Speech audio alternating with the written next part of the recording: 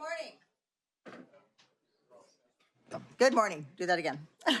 Good morning. I'd like to call the August 19th, 2025 hearing of the Assembly Elections Committee to order. Before we proceed, let's call the roll and establish a quorum. Madam Secretary. Pellerin. Here. Pellerin here. Macedo. Here. Macedo here. Bennett.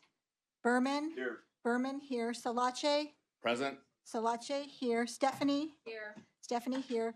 Tangipa. He was here. We have a quorum. Wonderful. I'd like to welcome, oh, there's Tagipa. Madam Chair, I motion to adjourn. Second.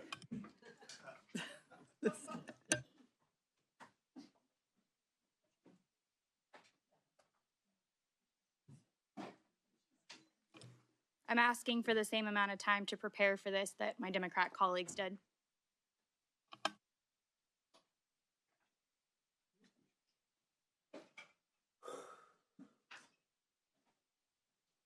Just give me 1 second here, please.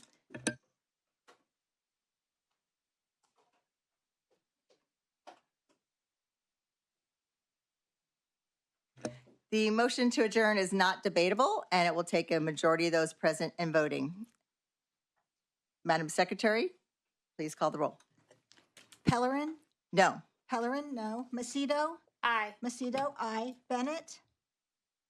Berman. No. Berman, no. Salache. No. Salache, no. Stephanie. No. Stephanie, no. Tangipa. Aye. Tangipa, aye. 2 to 4. The motion fails. Now let me begin. I'd like to welcome everyone who is here in the hearing room today and who's watching the hearing online. For the purpose of this hearing, we are accepting witness testimony in person, and we are also accepting written testimony through the legislature's position letter portal or through the committee's redistricting public comment portal. Both of these portals can be accessed through the committee's website at aelc.assembly.ca.gov. Today's hearing is going to be a little different than the typical Assembly Elections Committee bill hearing, so I want to set the stage for what to expect.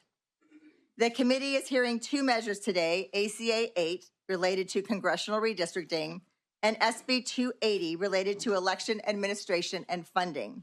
As with a normal bill hearing, those items will be up for a vote in committee today.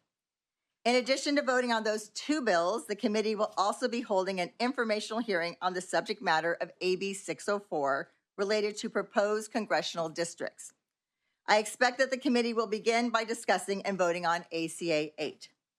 After the committee has dispensed with ACA 8 in order to make the best use of the time of the committee and of the members of the public who are here in the hearing room or who are watching this hearing online, the order in which the committee hears the other two bills may depend on the availability of the bill authors to come present in the committee. If the committee hears AB 604 before SB 280, for procedural reasons, the committee will be recessing the bill hearing and proceeding to the informational hearing on AB 604. The committee would then reconvene the bill hearing after completing the informational hearing on AB 604. If that occurs, I will make an appropriate announcement at that time.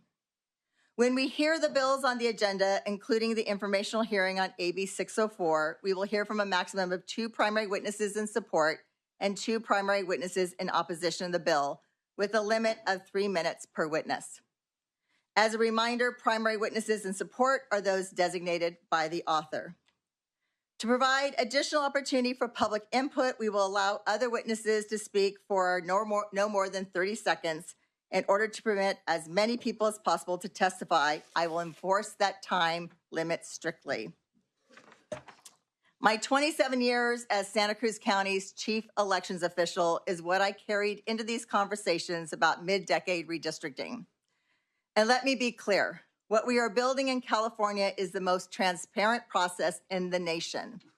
For example, we've launched a public redistricting comment portal right on the committee's website so voters can speak directly to this process. Since Wednesday, it's received more than 16,000 submissions. Madam Chair. We aren't asking Californians I have a motion to based on that information. It would be nice if the vice chair wouldn't interrupt the chair while she's speaking. It's relevant to what she's saying. It would be nice if the vice chair would let the chair finish her comments. May I before finish my interrupting what comments? she Will I says. be able to make my motion? Yes, at that may I time? finish Thank my you. comments? Thank you. We aren't asking Californians to rubber stamp maps drawn behind closed doors. We're putting the maps front and center and giving voters the final say. This is not about cherry picking when we follow our independent redistricting process. As a former elections official, I would never stand for that. It would go counter to my core values and my life's work. This is about defending democracy itself, making sure the checks and balances our kids learn in government class are alive and well after the 2026 elections. Let's be honest, Donald Trump lit this fire when he pressured Texas to change the rules mid-game. California is answering that attack, not by breaking democracy, but by protecting it. The bills we are hearing today only take effect if another state rigs the election maps. California believes in independent redistricting. We want every state to adopt it. And our independent redistricting commission retains its authority to draw the maps in 2020 and beyond. I understand this is a fast process, but we are focusing on transparency and ensuring voters have the final say on whether to enact temporary adjustments to our congressional districts. Our democracy is under attack, and we simply do not have the ability to delay action so our county elections officials can administer a secure, transparent, accurate, and accessible election. Because at the end of the day, this isn't about partisanship. It's about principle. It's about trust. And it's about making sure every voter knows their voice still matters in America. We will seek to protect the rights of all who participate in this legislative process so that we can have effective deliberation and decisions on critical issues facing California. In order to facilitate the committee's business and public participation in today's hearing, we will not permit conduct that disrupts, disturbs, or otherwise impedes the orderly conduct of legislative proceedings. Violations of these rules may subject you to removal or other enforcement action. So before we move on to the agenda, I have an additional announcement to make. I have a letter from Speaker Rivas requesting that Assemblymember Berman be permitted to present ACA 8 on his behalf. So with those announcements out of the way, we will now move on to the committee's agenda. And Madam Vice Chair, you had a comment. Yes, I am motioning, as you said, 16,000 comments were submitted. I have not seen those comments. I'm not sure if other members of the committee have seen those comments, but those would be pertinent to the discussion that's here today. So I either motion that those comments be read into the record for all of us to hear, or that we recess until a time that we can review those comments. Second.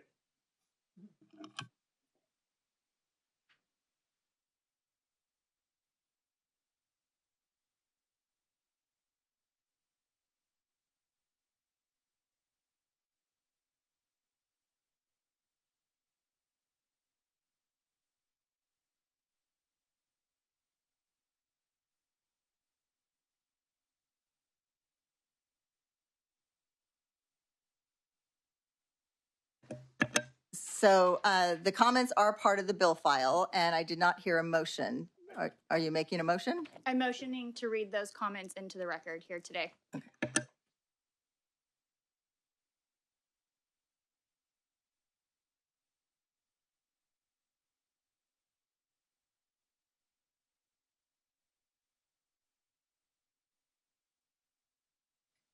Okay, we'll take up that motion. It will be a majority of those present and voting. Madam Secretary, please call the roll.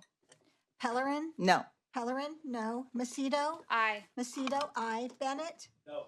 Bennett, no. Berman, Nope. Berman, no. Salache, No. Salache, no. Stephanie, No. Stephanie, no. Tongipa, Aye. Tongipa, aye. Motion fails. Then I make another motion to recess until every member of this committee has time to review all 16,000 public comments. Second.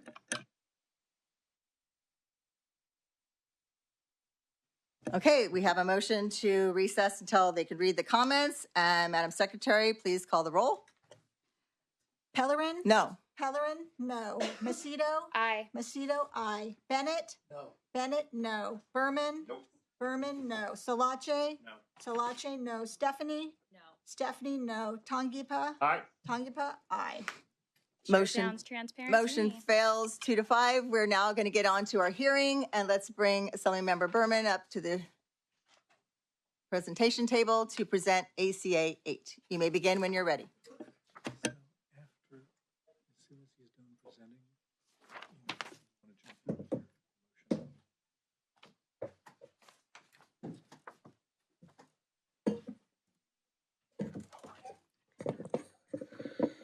Madam Chair, I have a point of parliamentary inquiry. God help us. God help us. 1 minute, please.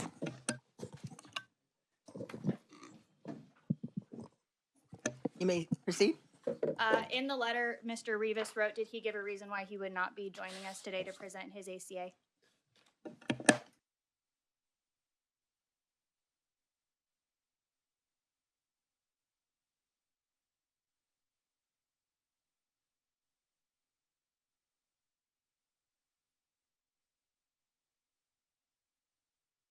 Exhausted. Yeah. Yeah.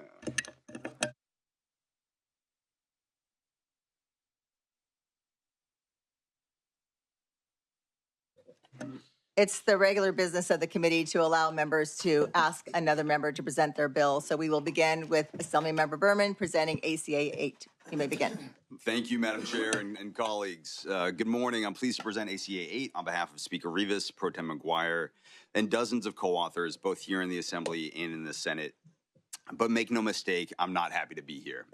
One of the reasons was alluded to, which I'm a new dad. My baby boy turned 1 month old today, and I'd rather be hanging out with him and his mom. But ACA 8 and its companion bills are the culmination of a fight that we don't want. And it's a fight that we didn't choose. But with our democracy on the line, we cannot run away from this fight. ACA 8 is before you today because President Trump and Republicans in Texas and other states across the country are attempting to redraw congressional districts mid-decade in an effort to rig the upcoming election. Americans and Californians deserve better, and ACA 8 is our response to this undemocratic and un-American power grab. Known as the Election Rigging Response Act, ACA 8 would allow for the temporary use of voter-approved congressional district boundaries contained in AB 604. First and foremost, California voters will have the final say on whether or not these new district boundaries get used or not. Should ACA 8 and its companion bills pass, voters will have their say in a special election on November 4th, 2025. Because here in California, unlike in Texas and other Republican-led states, we respect the will of the voters. Second, these maps would be used through the 2030 congressional term if and only if Texas or another state enacts a partisan gerrymander of its own congressional districts before the 2030 census. This trigger provision is carefully crafted to ensure that a mid-decade redistricting required by federal court order does not result in California changing the maps. It is about the partisan gerrymandering that President Trump has demanded of his party. After the 2030 census, ACA 8 returns all congressional district line drawing powers back to the Citizen Redistricting Commission. It is important to note that nothing in this bill package impacts the role of the Citizens Redistricting Commission in drawing the Assembly, the Senate, or the Board of Equalization boundaries. Third, ACA 8 calls on Congress to pass legislation and propose a constitutional amendment to the U.S. Constitution to require the use of fair, independent, and nonpartisan redistricting nationwide. I call this the put up or shut up clause. I don't want to hear from you if you support political gerrymandering in Republican states, but not Democrat states, and vice versa. We believe in nonpartisan redistricting for California and for every state in the country. The bottom line is that ACA 8 sends a strong message to other states that they cannot play by different rules when it comes to redistricting. And it upholds California's values by neutralizing partisan gerrymandering by other states, all while giving California voters the final say on the matter. This situation is an emergency, and California is responding by empowering our voters with transparency, with respect for our independent commission, but with a will to act. I respectfully request an aye vote on ACA 8, and I'm joined today by Annie Chow with the California Teachers Association and Danny Curtin with the California State Council of Carpenters. You each have 3 minutes. Thank you. Okay, Danny Curtin with the Carpenters, as you heard. I'm going to sort of read a letter into the record, so that's 1 out of 16,000. It is with great reluctance but firm resolve that I'm testifying on behalf of the California Conference of Carpenters to strongly urge your support for ACA 8. The extraordinary measure of redrawing our congressional district maps in mid-decade rather than the historically established national norm of realignment following the census at the end of the decade. A constitutionally required census to count every person living in the country for the purposes of democratic political representation, part of the great democratic experiment that is the United States, and quite revolutionary at the time, I might add. Unfortunately, these are not normal times, and this isn't politics as usual. Not only has the Trump administration denied disaster assistance to victims of California devastating forest fires, it is also seriously damaging our California economy with targeted arrest of law-abiding workers without warrants, which I'm sure many of you are aware of. The Trump administration is now unilaterally withdrawing from legally binding union collective bargaining agreements with federal workforce unions. The president has made it clear that this is just the beginning. Whatever your opinion of the Carpenters Union, you all know we are willing to work across the aisle to find solutions. We supported and still support the bipartisan reform work of Governor Schwarzenegger's administration and this legislature on redistricting to establish California's Citizen Redistricting Commission. We believe every state should require the use of fair, nonpartisan redistricting commissions. I'm going to get that before I'm done. But they don't. Using that loophole, the Trump administration is now blatantly attempting to selectively change election rules in the middle of the game. Everybody knows why, to ensure unquestioned congressional support for his unilateral political agenda. For that reason, and that reason alone, we urge you to enact a one-time redistricting for congressional districts only to give California voters the ability to have their voice heard loud and clear on the national level. We also support the return to redistricting by commission following the census. I have a couple of other items. I don't know how much more time I have, but let me just start 45 with one seconds. thing.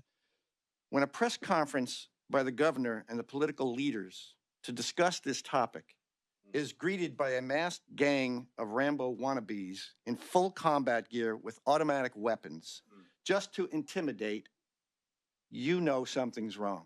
And I mean, all of you know something's wrong. Whatever reasons. When the Speaker of the House condemns California for going to a vote of the people to address this blatant power grab, but ignores Texas for redistricting without a vote of the people, the hypocrisy is overwhelming. You know something is wrong here, all of you. I heard on the radio this morning, President Trump told Sean Hannity that Vladimir Putin said, quote, "Your election was rigged because you have mail-in voting," quote. If you could wrap up, please. Putin got 88% of the vote. His other buddy, Jim Kung, whatever his name, forget that. You know something's wrong here when you take advice from Putin on voting. Mm-hmm. Thank you very much. Please support this measure. And I know it's difficult for some of you, but it needs to be done. Thank you. Thank you. We'll move on to the next witness in support. You have 3 minutes. Good morning, Madam Chair and members. I'm Annie Chow with the California Teachers Association, representing 310,000 public school educators here to speak in support of ACA 8. The Trump administration is waging a war on every public institution we hold dear. In the few short months that he's been in office, he has worked to freeze funds for critical education programs, including after-school teacher training and migrant education program. He's cut healthcare for millions of our students and their families, attempted to dismantle the Department of Education, and passed a new voucher program designed to destroy public education entirely. There's also been unprecedented attacks to our immigrant communities and our LGBTQIA+ students and families. The Trump administration's removal of schools as safe zones from ICE has unleashed a level of trauma and fear that no one should ever endure, let alone our children. Just this month, a 15-year-old in Los Angeles was detained by federal agents right outside her high school. Our students deserve better. They deserve to feel safe and supported at school. They deserve every tool they're afforded to ensure that they are set up for success in life. A majority of Americans are not with him on these vicious attacks. So what does Trump do? Rig the next election and steal our right fair representation. He wants his Republican allies to redistrict in states where they hold power so that he can stack the deck to continue to harm our students. As my Secretary's Treasurer, Erica Jones, said, I taught my kindergartners to be kind and help each other, not to cheat and be a bully. 5-year-olds get it. Why doesn't he? My members and our colleagues at NEA spent months reaching out to our Republican representatives in California. Several refused to even meet with local teachers in their district and in their capital offices. Some lied directly to our faces and promised they wouldn't vote for this draconian cuts for our schools and our health care. When the lawmakers went back to DC, they proved that they'd rather take orders from Trump, even if it was at the expense of students and teachers in California. Mm-hmm. We must fight back. CTA supports the great work that the redistricting commission, I caught yours, Danny, did in 2021, but there must be some type of check and balance against these federal attacks. We're living in the most unprecedented of times. This requires us to meet the moment to protect our communities. CTA stands in full support of bringing the ballot initiative outlined in ACA 8. We're ready to do whatever it takes to stop the power grab and fight back against any and all attacks against our democracy, our students, and public education. And California has a duty to stand up and take action. ACA 8 simply empowers California voters to support a temporary change in our congressional districts until the next redistricting cycle to ensure that our students and families are protected. And for those reasons, CTA urges your aye vote. And I'm also adding support for the California Federation of Teachers. Thank you so much. We'll now move on to additional witnesses. May come up to the mic. Madam Chair, I make a motion to amend. Second. Amend what? Amend ACA, and I would like that the sergeants pass these amendments out so that way everybody could read them. Give me 1 second, please.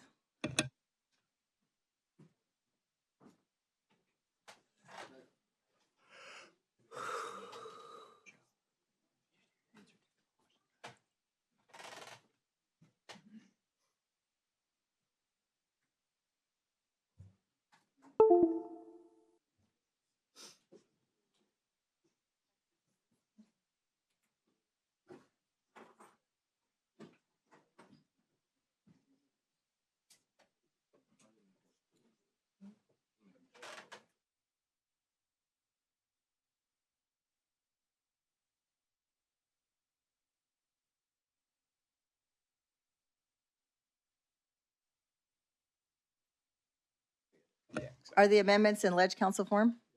Okay. Okay.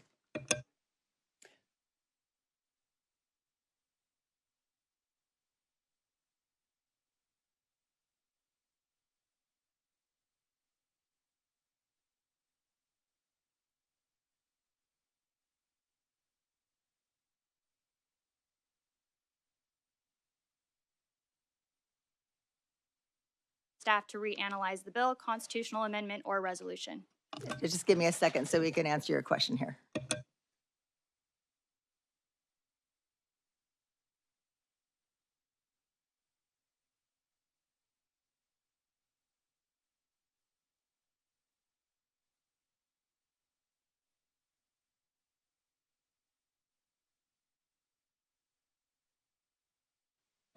So these are not author's amendments, so the rule you cited is not It relevant. says a member, does not say the author.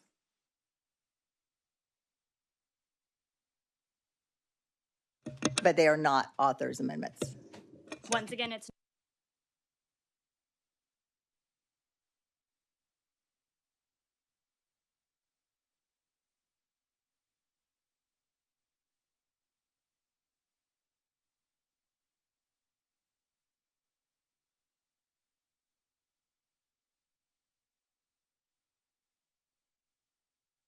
The committee rules are clear that this is related to author's amendments only. These are not being offered by the author of the ACA. this is not clear. Madam Chair.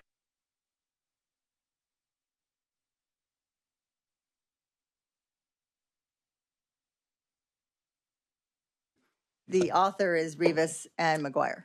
In section 2, it's that we authored this. We Actually, prepared this prepared this. ACA. Okay, give me 1 moment to thoroughly answer your question.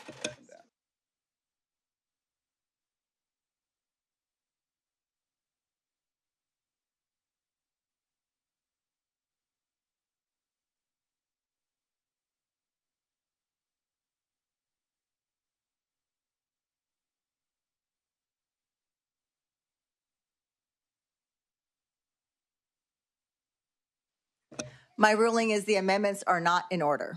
There is a motion on the table.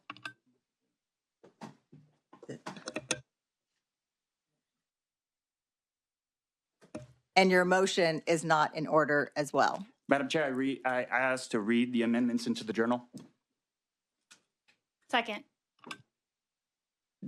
I reject that. No, On what grounds, Madam Chair? my decision. So there's transparency and bipartisanship.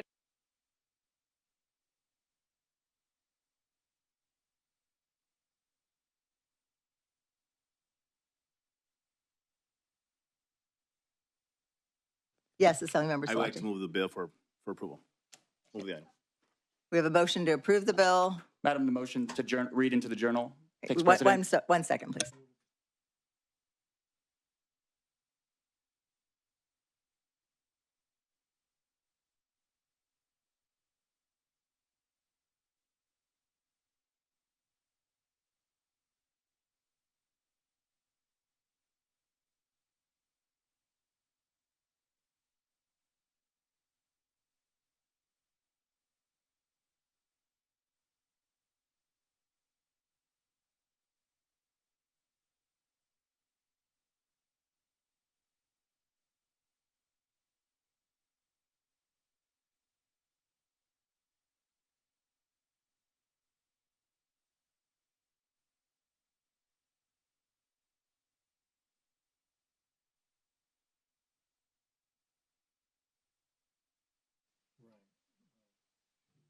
I'd like to recognize Assemblymember Stephanie. Oh. Okay, there's a motion and a second to amend ACA 8. So, And I'd like to recognize Assemblymember Stephanie. I move to lay the amendments on the table. So you're not going to allow us to debate or present these amendments for anybody to read. They're just going to vote on them, correct? We are gonna, the motion is to lay the amendments on the table. So Madam Chair- none of my colleagues are going to read this before they vote on it, correct? I just want to clarify. As it is, so I'm good. Madam Chair, we You just could make them better. we just I heard don't think they will. we just haven't heard seen them. both need testimony from the author. We haven't even heard And- all the testimony, so But we've let's made- try to get through this hearing on the bill, But all right? we've Let's try to made hear this the bill in statement its here. current form. We might We have be a able motion have to if we lay would've the had amendments on the more of a table. heads up about this. Madam Secretary, please call the roll. But Madam Chair, we made the statement that we're making this very transparent. We This have a is very motion to clear. lay the amendments on the table. And I We're would going to like- proceed with that motion. Wait a sec. The whole thing is that this is about transparency and that you want fairness in this. We got the language at 8 o'clock. All we're asking is for our input to be taken. You didn't talk to me as your vice chair about this, so here's our opportunity, Madam Chair. All we're asking for is participation in this. And Mr. Tongipa came prepared. The rules state this, that I would be happy to bring the chief clerk in to review this. I don't know why you're shutting this down. And Madam Chair, I would have presented this to you sometime sooner at any other time. I had no time. We didn't receive this, and yet there are authors on this before I even got to see this. I didn't get this till last night because we were not informed. So my question is, since everybody's prepared, since you're so fine with the ACA, is how much time did they get to prepare before I did? Why am I not deserved that same for the 500,000 representatives that I get to represent in my district? Why am I not granted that same right to defend them? I believe we have a law in California that that members get 72 hours before final vote on any legislation to review the legislation and the language of the legislation before they vote. But Mr. on Berman, that language did you as have the final did you as the have final this- version. how- I saw how this early- language yesterday. How- I okay. saw this language yesterday. You saw this like It was in print yesterday morning, correct? It was in And that's print. when I saw and that's But when I It was saw in print, And but when was it was seen? in print, I and saw it you're a yesterday. co-author on it immediately? Yeah. So you had seen that even before it was printed, you were already a co-author. Yeah, I absolutely support the concept. I had faith in the authors to draft the right language. They did, and I support it. But I For did the not have that concept, same. but you didn't even read I did not language. have that same ability. You weren't aware of the concept? You weren't aware of the news that we no, were that's planning not on what doing I'm that? saying, Mr. Berman. what I'm Excuse me, we saying- have That's what I said. the chief clerk here, I am simply just Sue Parker. asking for the same amount of time, so that way I can go into this just as much as everybody else. I saw the and language that when it there went are into print yesterday amendments, morning. And I understand that. And I have a different opinion on Yeah. that. And that's okay because And I'm we both granted get that. Okay, 72 all right, hours excuse to me, review the we're gonna- language hey, before we and- vote and- on it in its final Hey! vote. I'm asking for. We're going to stop this right now, this back and forth, okay? We have to have some civility in here. We have our Yes, chief ma'am. clerk, Sue Parker. If you could please come on up for a consult, please.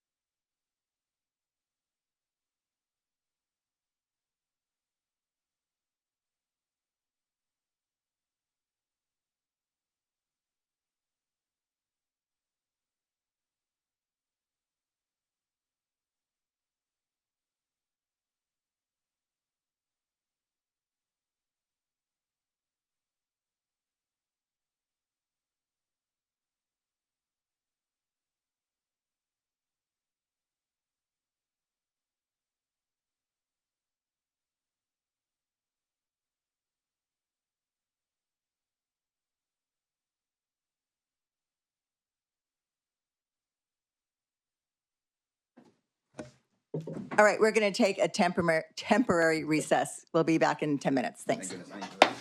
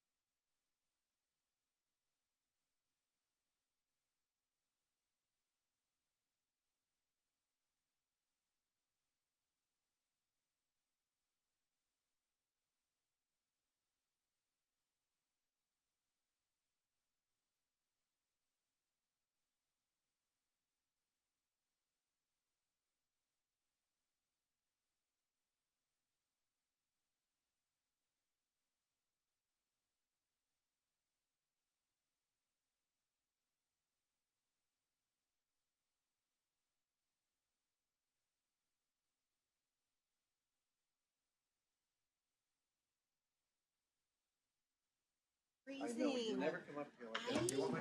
All right, we're going to bring the committee back. Thank you for giving us the time to figure this out. In the spirit of transparency, we're going to go ahead and allow those amendments to be presented, and we're going to give you 3 minutes to do so. Thank you so much. Thank you, Madam Chair. That's all I'm asking for is a fair and equal opportunity to talk for my representatives. So I appreciate that. And really, as the presenter of the bill had stated, that he was assigned as a co-author, and there were multiple members on this committee. I'm sorry, 1 second. Can we distribute the amendments? Yes. Sorry. Oh. Thank you. We'll stop the clock and start it again. And the sergeants.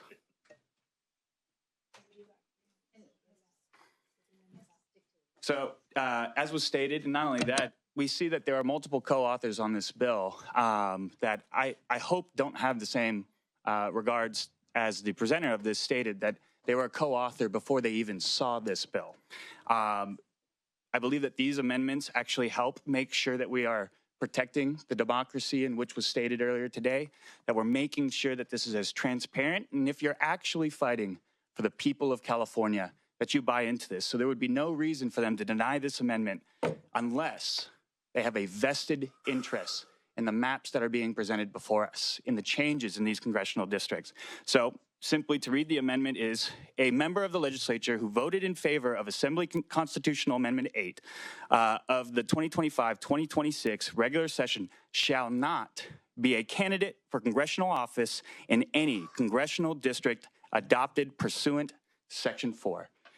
All in an essence of, if everybody here is saying that they are doing this to protect democracy, to do it to make sure that they don't have a vested interest. And especially when we have seen reports reported by KCRA that stated that the pro temp asked for a specific district to be drawn so he could be included in that the DCCC wrote these maps, and it shows that there is so much political gains and political partisanship that has been played, that has been lied to the California people. You now have the ability to prove that you are in this for those same right reasons that the presenter actually asked us to do. You have the ability right now to say that you're doing this for those specific reasons. So when you cast your vote on these amendments, you will declare to the California people that you do believe in democracy, that every statement and the amount of placating that we heard earlier today, that your words are true.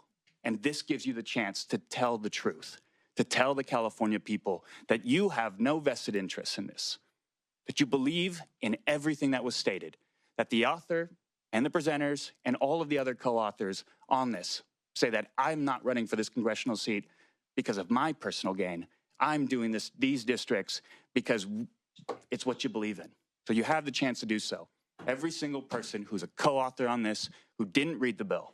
Okay, if you didn't read the bill, then you shouldn't have any issues adding this as an amendment because you don't have any problems with it. Thank you. Thank you very much. Assemblymember Stephanie. I move to lay the amendments on the table. We have a motion to lay the amendments on the table. Madam Secretary, please. Oh, is there a second? Can I just make a comment? Yes, you may. I'll second it. I'll have a comment. You know, it's really hard for me to consider any amendments when the first motion within seconds of starting this meeting was to adjourn this meeting. So I have a question for the proposed amendments. How did you plan to submit these amendments if you were planning to end discussion in the first couple of seconds of starting this meeting? Well, because I spent 12 hours I mean, clearly you were ready with some amendments. So how were you going to have even this discussion when you were making a motion and a second to adjourn? Yes. Thank you for the question. And end discussion. Thank you for the question. The main reason why that motion was made in the beginning was because we just need more time. I did not have as much time as the majority party in this state as they've seen the maps. They've had these maps, they've had these bills, they've had the language significantly longer. We didn't even set the committee hearing on our member portfolio until yesterday. So we've had less than 24 hours to even know that this meeting was going to be here. That's why the motion to end the meeting was there, just to give us time. Shouldn't we have more than 24 hours? Doesn't it worry you, my friend? Thank you. And the motion to lay the amendments on the table is not debatable. I've given you a little time to have some comments. But Madam Secretary, now please call the roll. That's all I'm trying to do is read this. Pellerin, Yes. Pellerin, aye. Macedo, No. Macedo, no. Bennett, Aye. Bennett, aye. Berman, Aye. Berman, aye. Salache, Aye. Salache, aye. Stephanie, Aye. Stephanie, aye. Tangipa, No. Tangipa, no. So the motion to lay the amendments on the table succeeded. So we will now move on to the other witnesses in support of ACA 8. You may come to the mic. And as I stated previously, we are giving you 30 seconds to provide some information.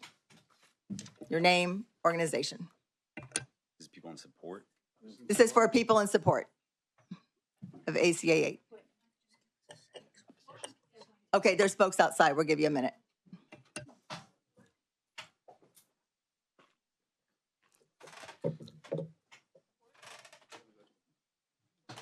Yeah, this is for support to ACA 8.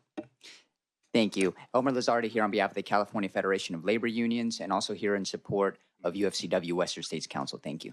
Mic on? Mic working? Thank you. Angela Pontes on behalf of Planned Parenthood Affiliates of California in support. Thank you, Chair. Keshav Kumar with Lighthouse Public Affairs on behalf of Reproductive Freedom for All in strong support and appreciation.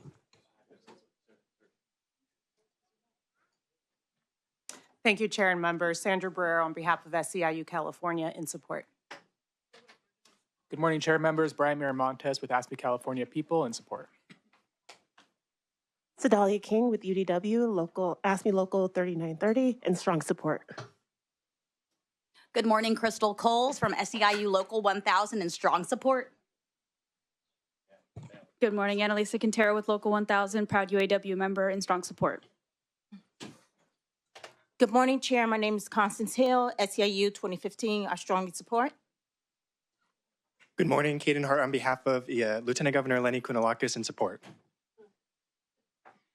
Good afternoon, Faith Darling from Kern County and support very much. Jim Schaefer from Taft, California, support very much. Any other witnesses in support? Seeing none, we'll now move on to the primary witnesses in opposition. Please come to the... this is just for the primary right now? Primary witnesses, come to the presentation table. And you each will have 3 minutes. And then there's plenty of seats. Yeah. Should we both sit over there? No, it doesn't matter. Okay. You may begin when you're ready. Chair Pellerin and members, I'm Cynthia Dye, a San Francisco Democrat, testifying also for fellow rotating chairs of the First Citizens Redistricting Commission, Riverside Republican Jody Filkins-Weber, and Claremont Republican Peter Yao, San Gabriel Democrat Jean Raya, and Oceanside Independent Connie Archbold Robinson. Commissioners are chosen to be impartial, reflect their state's demographics, and apply constitutional criteria to ensure fair districts for all Californians. And commissioners cannot run for office in the districts they draw. The people enshrined independent redistricting in our Constitution, voting 3 times against gerrymandering. The Citron Center poll released just last week confirms Californians still support the CRC 2-1. And a national YouGov poll shows that 76% of Americans think gerrymandering is unfair and 69% think it should be illegal. The current CRC considered over 35,000 public comments to develop their maps, making difficult trade-offs to protect communities. This new proposed map was developed by legislators and their consultants in a back room. The CRC was prohibited from considering partisan interests. The new map has only that goal, adding safe seats. CRC draft maps were posted for 14 days to allow for thoughtful public input. This map was released yesterday, yet you're voting today. And why are you not hearing from good government organizations? Because it takes time for organizations to inform their members, debate, formulate, and agree upon a position statement. That's what democracy looks like. We recognize that many believe we face an existential threat, and this legislation has been touted as the only way to fight back and resist authoritarianism. But this is a false choice. Thanks to the CRC, California has some of the most competitive districts in the nation. In fact, there are twice as many districts up for grabs as proponents of this legislation hope to eke out through gerrymandering. It just means that parties have to do the work of fielding appealing candidates, developing a platform that speaks to the issues voters care about, and getting them to the polls. That's what democracy looks like. Despite the serious attacks against our democracy, we cannot preserve it by torching its fundamental tenet, that voters choose their representatives, not the other way around. At minimum, release the data and provide the rationale for your lines. If you want to do a mid-cycle redistricting right, do it the California way. Instead of spending over $200 million on a special election, fund the CRC to engage the public, create updated districts, and pass them by a cross-partisan supermajority vote. We urge you to serve your constituents by defending California's independent process and rejecting this expensive and misguided attempt to bring back partisan gerrymandering. We welcome any questions. Thank you. Next witness, 3 minutes. Yes, thank you. Chair Pellerin and members of the committee, and I apologize for my back being to some of you. My name is Jean Raya. I was privileged to serve on the first independent redistricting commission starting in 2010. It was independent, composed of a diverse pool representative of California's diversity, and it was an initiative brought by good government groups to put voters first. Approving that independent commission effectively ended the backroom political gerrymandering that had characterized redistricting for decades. We drew new maps with full transparency, giving citizens access to the process in real time through public meetings and the means to submit written comments. Voters had the opportunity to describe their communities, their environment, their infrastructure, and their economy so they could be placed in a district with a fair chance of electing accountable representatives. And in fact, there were significant changes to the legislature over the last two commissions, including the percentage of women in the legislature doubled, AAPI representation tripled, Black representation nearly doubled, and Latinos increased by 8%. If only Texas could learn from California. Their current attempts to rig the 2026 election in favor of Republicans represents the basest self-interest of officials who are so fearful of losing their power that all they can think to do is cheat. Their determination to stack the congressional deck in their favor has prompted our governor to threaten this retaliatory mid-cycle redistricting in an effort to elect more Democrats by sidelining the independent commission and holding a special election just this once. I'm a registered Democrat, always have been, and I would celebrate replacing any congressional member who has forgotten his or her oath to represent their constituents and protect the Constitution. But this can't be at the expense of the California Constitution nor the California voters who mandated fair, nonpartisan redistricting. Does the threat really call for retaliation? We have witnessed on a daily basis the chaos and mistrust that has come from revenge politics in Washington. That is not a model for the responsible government Californians deserve. It's not a model for which we should spend millions of dollars on a gamble that different districts would produce different results, or that we might not lose incumbents in more competitive districts and fail to elect whatever magic number is needed to win this electoral war against Texas and whatever other states. The governor says the American people need a fair chance. We have a fair chance here in California. We have choice. We have a voice. It's called the Independent Redistricting Commission. The maps that have been proposed are like a menu that offers you steak, but you're a vegetarian. Sorry, that's all we have. California set the gold standard for— You could wrap up, please. Yes. California set the gold standard for redistricting. This is not the time to take a step back from innovative democracy. Thank you. Madam Chair, before we proceed, I'm sorry, you weren't introduced. Who are you sitting at the table? I'm so sorry. Sorry, my name is Aaron Silva. I'm with the law firm Olson Remshaw. I'm here mainly to answer technical questions about the measure. Okay, thank you. My technical witness. Thank you. We'll now go ahead and bring in witnesses who are in opposition to ACA 8. You may come to the mic. And Madam Chair, are we going to have an opportunity to ask questions to We both will. opposition? Yeah. We're going through our normal procedure where we hear from the witnesses first. Okay. Is that okay? Just making sure. Thank you, Madam Chair. Apologies on being late. My name is JP Hanna on behalf of the California Nurses Association. We are in strong support of this measure. Just wanted to make sure I get that on the record. Thank you so much. Thank you. You threw me off there. Okay. Strong support. Strong support. Thank you. Me Too's in opposition. Okay. 2 rows, please. We'll now take the opposition. Please come to the mic. We go row by row. Please. Come up to the microphone. We just need for you to move to the side. Thank you. Okay.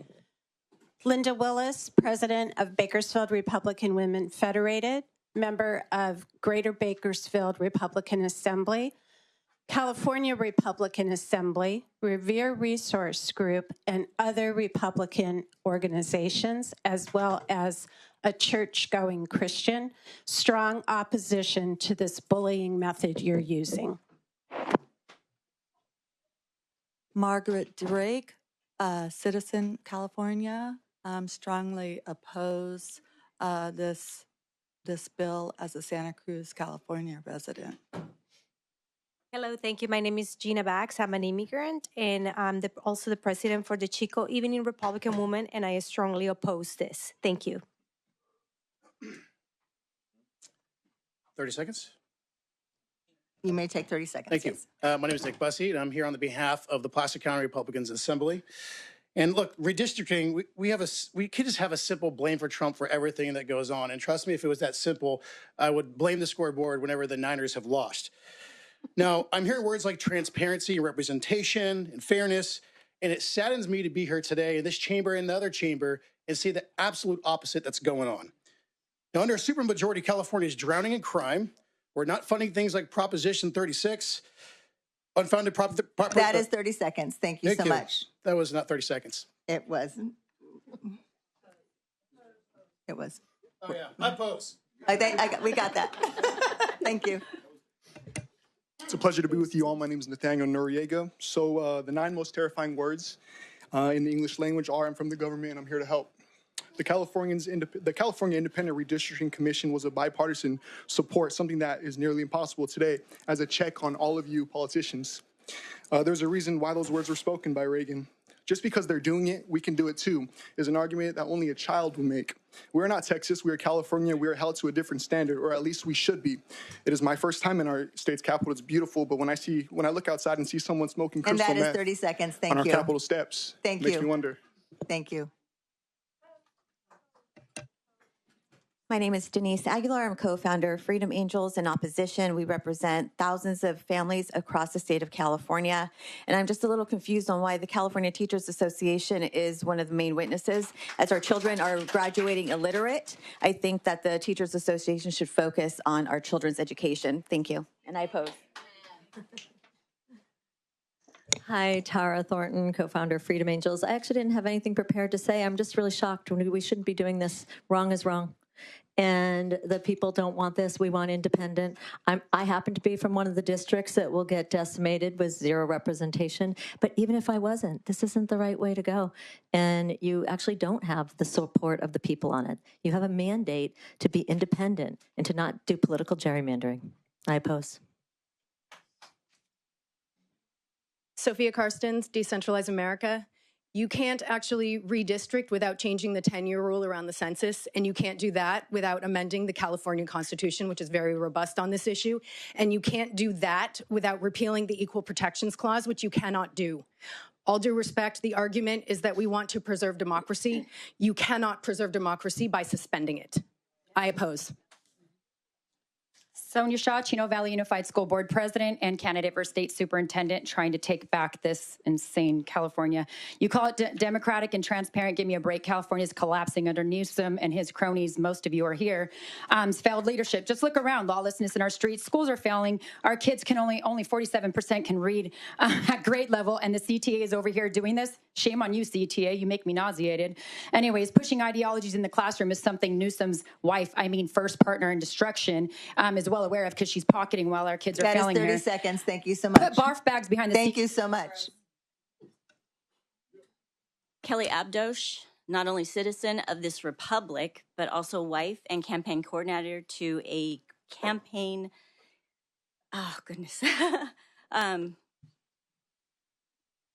person running for state assembly. in complete opposition of this far overreach. Thank you.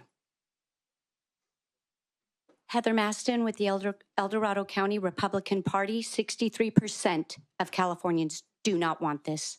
I strongly oppose. Doug Williams, El Dorado Republican Central Committee. I strongly oppose this. I am from South Lake Tahoe. I don't see any transparency on how these maps were drawn during the redistricting. They had complete transparency. We could see where the maps were. I have nothing in common with Sacramento, and neither does any of the people in South Lake Tahoe or the Tahoe Basin. Hello, my name is Oscar Avila with the California Movement. Totally opposed to this. This is election interference at the highest level. You're going to use past results of elections to base the new maps to rig the election. This is election interference at the highest level. You know, it's not fair. You can literally move around the boundaries to make sure you get more votes to remove Republican seats. People voted for the state for Republicans. You can remove those seats by stealing an election. You guys are trying to commit a crime. That is 30 seconds. Thank you. Thank you. No. Florentina DeGennaro representing Moms in California with Mom Army. Also representing Glad Tidings Church in Yuba City and Freedom Coalition in Yuba City. Oppose. Good morning, Shan Kay, a proud wife of an International Union of Elevator Constructors, Local 18, and I oppose. Yvette Corcoran, resident of San Francisco, and strongly oppose this redistricting. Hello, my name is Priya Patel, representing the voters of Los Angeles County, and I strongly oppose AB 604 and recognize it as an uprooting of our constitutional rights and democratic process in this county, in the state of California. This bill violates state constitutional law as well as the Voters' Rights Act. And it seems to me that the author of the bill and the co-authors that signed off on this bill haven't actually read the wording and verbiage of the bill. So I think that the voters of California That is 30 deserve seconds, more. and this is for ACA 8. Thank you. Jessica Kong from an affected district in strong opposition. David Bullock, member in good standing of the International Brotherhood of Electrical Workers, Local 18, also representing the California GOP Labor Caucus, with the majority of our members being represented in collective bargaining by the California Teachers Association. California Republicans are already disenfranchised with representation. We're 60-40 state, 60% Republicans, 40% Democrats, or excuse me, that's backwards, 60% Democrats, 40% Republican. This will disenfranchise us more. And we see that in the legislation already. We're 75-20%. That is 30 seconds. Thank you. Good afternoon. My name is Angel Ariano. I came over 6 hours from Pomona, California, to say that I am in opposition, and also that I am shocked to see the lack of dignity in this room, and to use the existing processes that we have, and that's my statement. My name is Jose Carrillo, constituent of Riverside County. I'm a proud member of the National Brotherhood of Electrical Workers Union, in good standing. So I have my ticket, and I don't know why unions are a part of this, but I'm just a union member, and I strongly oppose this. Yeah.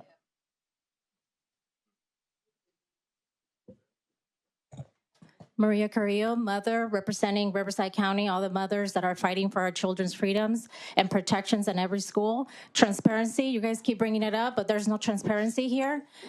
TDS is a real thing. Stop hating Trump and just blaming him for everything. This is not right. And Newsom said, the people will speak. We, the people, will speak if that thing goes on the ballot on November 4th.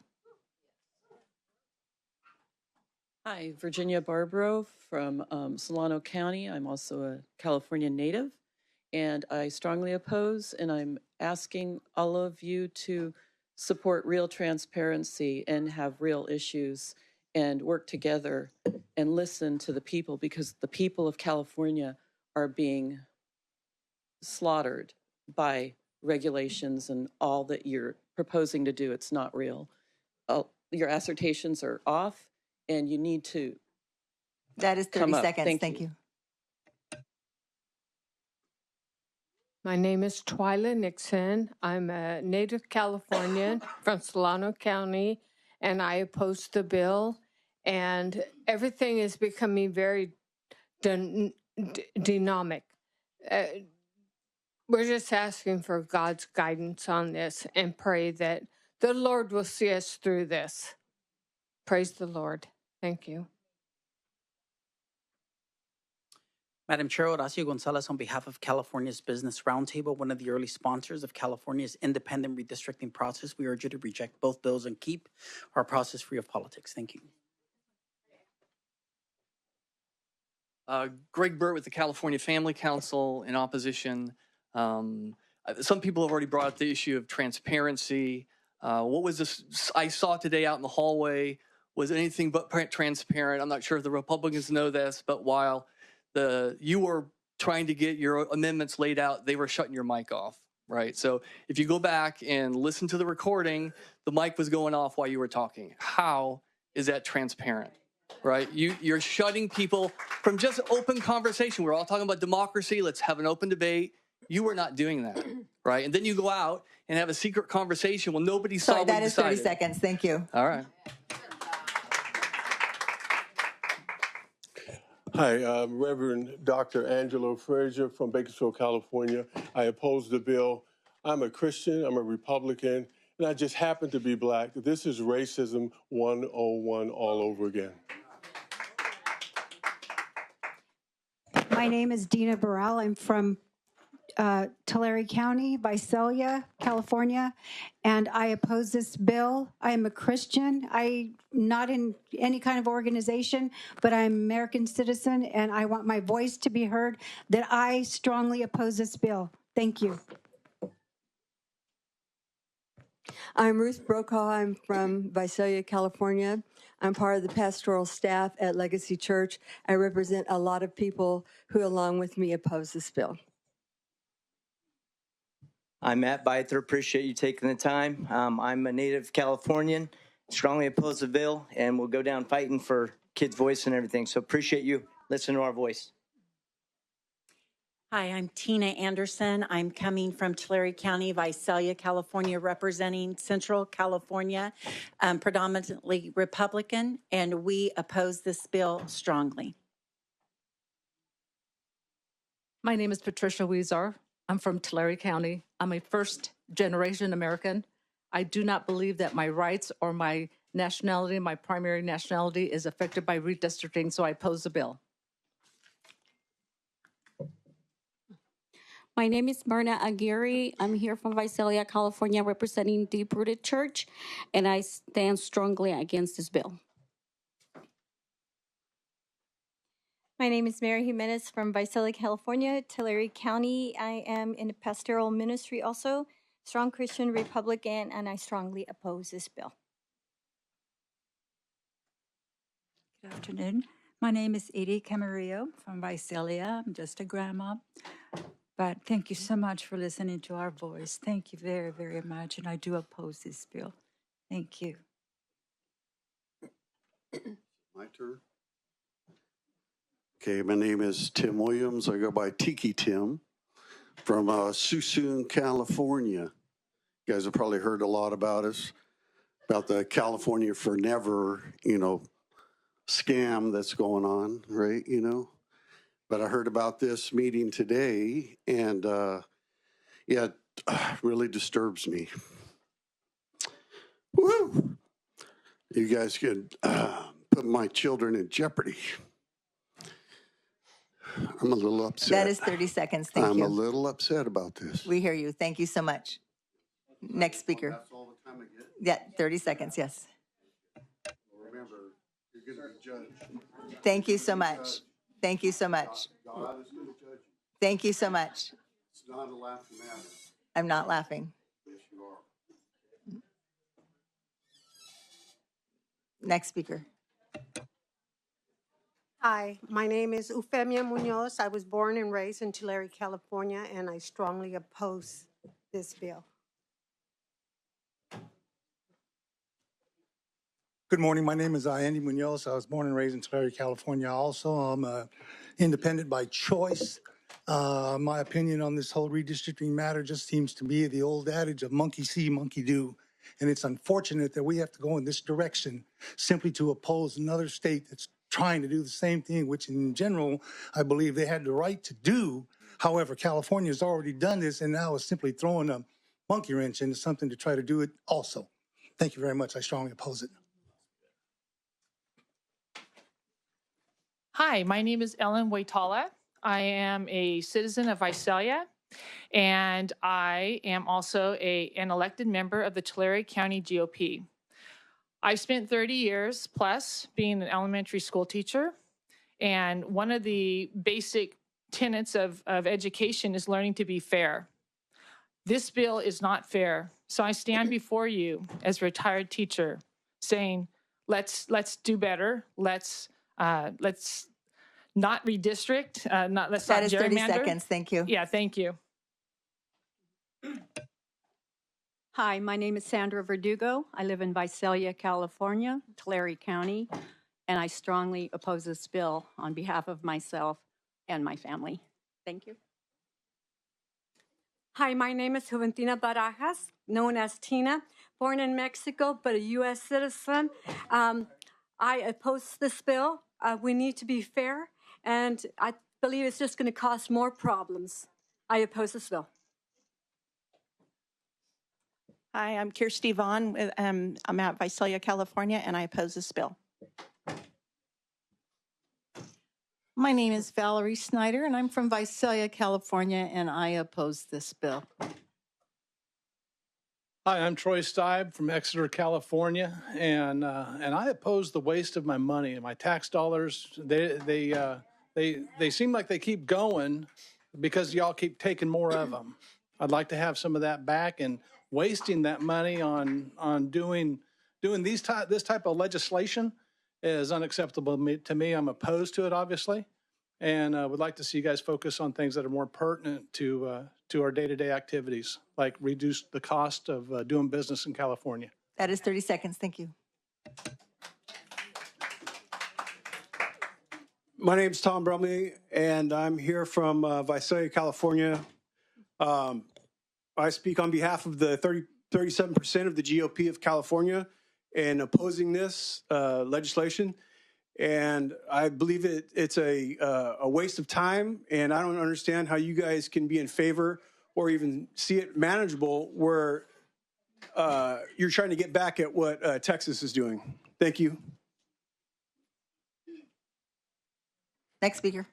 Hi, my name is Jessica Brumley from Visalia, California, and I absolutely oppose this bill as there's way better ways to spend our tax dollars. Thank you. Ladies and gentlemen, my name is Judy Escobedo. I'm from Visalia, California. I'm here as a citizen of this state, and I would like to make sure that you understand that I vehemently oppose this bill. We voted for this bill. We voted for this state to have a nonpartisan commission so that we could pick our politicians, not have our politicians pick our voters. So I'm hoping. That is 30 seconds. Thank you. Thank you. Hi, ladies and gentlemen. My name is Sylvia Escobedo, and I'm originally from Texas. Moved here back in '64, and we stayed here because we love California. But lately, I'm thinking I need to move back to Texas. Anyway, I greatly oppose of this bill.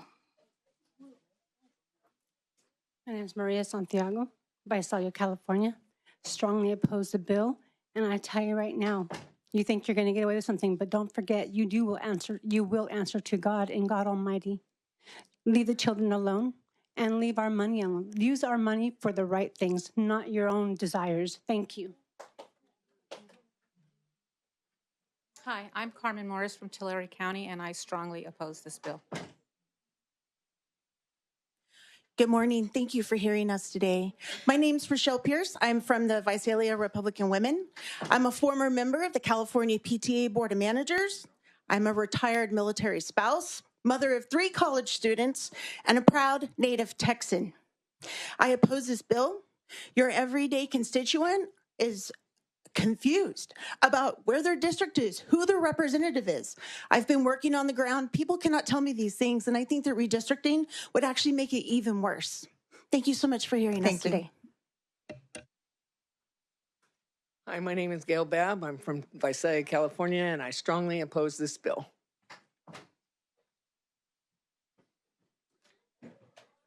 I am Marla Morlake. I was bred and born in Southern California, moved to Visalia about 20 years ago, and I strongly oppose this bill. My name is Edie Escarcega. I'm from Visalia, born and raised there, Tulare County. I'm representing all of the Central Valley. Also strongly oppose this bill. My name is Gilbert Galvan from Visalia, California, Tulare County. As the famous words as Greta Thunberg, listen to me, how dare you? How dare every one of you guys for trying to pass this bill? Shame on all of you. Shame, shame, shame. I oppose this bill. Thank you. Hi, my name is Evelyn Galvin. I'm from Tulare, California, and I oppose this bill strongly also. Jim Schaefer, native Californian, Republican taxpayer, live in Taft, California, and I strongly oppose this bill. Faith Darling, Bakersfield, Kern County, and I have been speaking with a lot of Democrats that are, I guess you call them fence riders, and so many of them are very confused as the rest of us, and they are getting help from a lot of us because they didn't sign up for this either. So just to let you know, you think you have a lot of votes on your side and you really don't. I strongly oppose the redistricting. Scott Kaufman, Howard Jarvis Taxpayers Association. We supported independent redistricting on the ballot, and we will defend it when it's on the ballot. We oppose this measure. Thank you. Lance Christensen, California Policy Center. The one thing I love about this place is we can actually have a debate when it's allowed. When I started in this building 20 years ago, my boss said, I may not like the result or the outcome, but I appreciate the process. And what we've seen today is a show, a circus and a show trial. So I hope the people of California see through this and we oppose this redistricting effort. Thank you. Good morning. My name is Sandra Ramos. I'm also from Visalia, California, and I strongly oppose this bill because it's wrong and should never have even come to this, and also because it's going to cost taxpayer money. Use the money on something good and useful. Don't waste your time on this.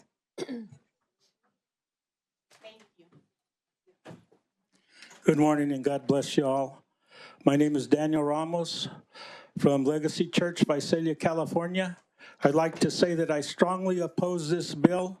I strongly oppose the nonsense of the leadership of Gavin Newsom and all the Democratic leaders, that they have nothing good to do except to drive people out of California because they have no substance to them.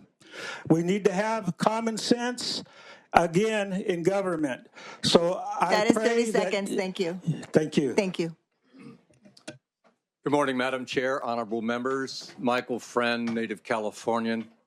I was always brought up to believe that two wrongs do not make a right. I strongly oppose this bill and the blatant hypocrisy. What a joke. My name is Bernie Johnson. I'm a resident here. I'm born and raised here in California, and I oppose this bill.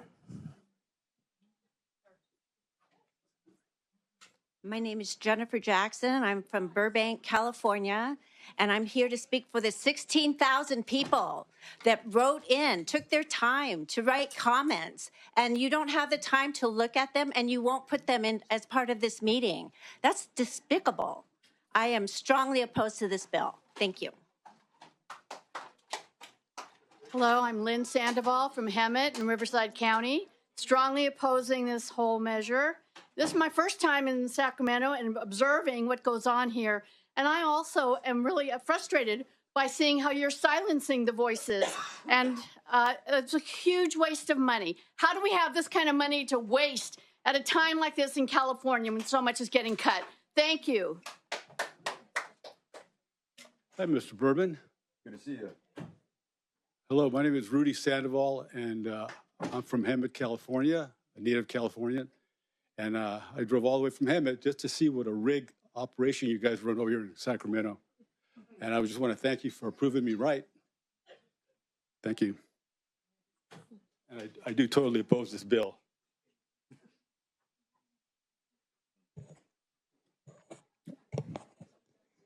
Good morning. My name is David Kroll. I am from San Diego, California, and I strongly oppose this bill. And this is highly, highly unpopular. And you guys are actually doing us a favor, so thank you, because people are going to come out in mass against this. Have a great day. God bless. Hi, my name is Deborah Kirkendall. I'm from Hillmar, Merced County, and I first want to thank you for this honor. My dad and my husband, a disabled Army veteran, sorry, with brain damage. Because they fought for our country, I get to come and speak before you, and I thank you for that. That's an honor. But I want to tell you, my husband with brain damage, he knows this is wrong, and I'm here to say no for me and for him. Thank you for the honor to give my word. Bella Minor with Central Valley Republican Party, and I strongly oppose this bill, and shame on everyone who is a support for this bill. Hi, I'm Catherine Lau from Tracy, California in San Joaquin County, and I represent Central Valley Impact Republicans, as well as Jim Shoemaker for Congress. And as a native Californian, fourth generation, I am just appalled that you would take this opportunity to try to redistrict and not even in less than 24 hours and not even read the bill. It's really truly appalling, and I'm really saddened to hear this, and I strongly oppose this. That's 30 seconds. Thank you. Good evening, committee. My name is Max Bonilla. I'm from Sacramento, California. I'm a taxpayer who would definitely love to see our money going to better things. $230 million could definitely do things like helping rebuild the Palisades or communities that have been impacted by recent wildfires, but not this. Not this political gerrymandering, not this political posturing, not these ridiculous talking points by Governor Gavin Newsom. Thank you very much. My name's Danella, and I oppose.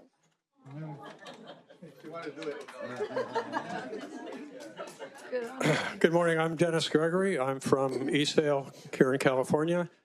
And if you people weren't suffering so much from Trump derangement system, you'd see the right thing and you'd understand what needs to be done in this state and this country. Open your eyes before it's too late. Good morning. Olivia Angeli from Elk Grove. Strongly oppose this.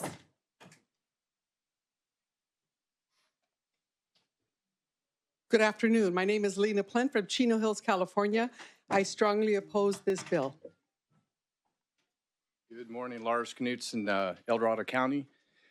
There's no political solution to this spiritual problem.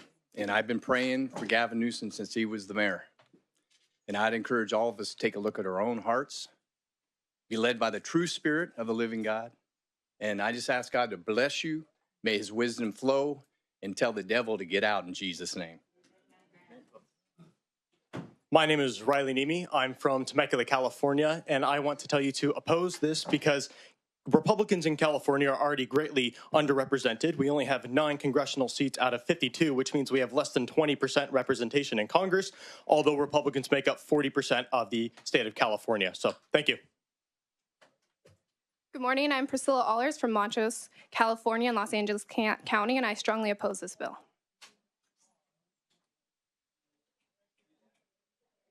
My name is Adam Pantoja from Riverside, and I strongly oppose this bill. My name is Sophia Bell from. My name is Sophia Pantoja from Riverside, California, and I strongly oppose this bill. My name is Cecilia Pantoja, and I strongly oppose this bill. My name is Annette Pantoja, and I'm from Riverside, and I strongly oppose this bill. My name is Timothy Johnson from Fontana. There is no wisdom and no understanding and no counsel against the Lord. I strongly oppose this bill. I'm Jim Shoemaker, and I'm a candidate for the 9th Congressional District. So I do oppose this bill. I see that what's happening. We need to go back and let the commission handle all these things. I'd appreciate you guys to vote no. Hello, Dave Schultz, Bakersfield, California. I oppose this bill. I don't understand why we are so involved that we have to redistrict our districts because something is happening halfway across the country. I oppose this bill. I think we should pay attention to what is really important to the people of California. Okay, seeing no witnesses and opposition, we'll bring it back to the dais. Members, any questions, comments? Assemblymember Bennett. Thank you very much, Madam Chair. I appreciate the indulgence. I have 9 points. I'm going to read them. I'd like to speak them all, but I wanted to make sure I actually get this said properly. And the first point is, the fundamental question I think in front of us is who should have control of the power, the vast power of the federal government? And our founding fathers agreed all hundreds of years ago on a special form of democracy designed to protect our democracy from power grabs. They created the rules and norms for how we compete for power. That's the fundamental problem that democracies are created to solve. We could have it just be military might. Whoever's strongest, they get the power. Not in the United States. We created these rules, and we're a rule of law, not men. We have checks and balances. We have a free press, and we created all kinds of historical norms that kept us all agreeing we would follow those rules rather than go to war with each other over power. Democracy requires many of these critical components to work. Not just one of them, but all of these critical components need to work for democracy to thrive. Autocrats around the world today have learned to grab power by weakening these democratic institutions, rules, and norms. Weakening democracy by attacking and ignoring those rules and norms, by intimidation, by deceit, by militarization of our civilian life. Those are all ways you weaken those norms that we have to have if we want to transfer power peacefully and here in the United States. Autocrats count on democratic advocates to play by the old rules while they grab power using their new rules. And I want to repeat that. Autocrats count on democracy advocates to play by the old rules while they grab power using their new rules. It's a false scenario to say we can win simply by working harder, right? While autocrats grab power using their old rules. A few decades ago, Russia was a democracy. Today, democratic advocates, no matter how hard they work, have no chance of voting Putin out of power. He will kill off any of the stronger opponents that he has. Many of us prefer the old rules. We prefer the agreement we all had to play by those rules, right? But when autocrats change the rules and the norms that we are using to decide who has power, we can either fight back or we can potentially permanently lose the ability ever to fight back again in the future. That is the question in front of us, in spite of all kinds of other distractions we will have. What are the rules and norms for how we transfer power? This is an attempt to grab control of the power of the House of Representatives with redistricting and permanently, potentially grab that control.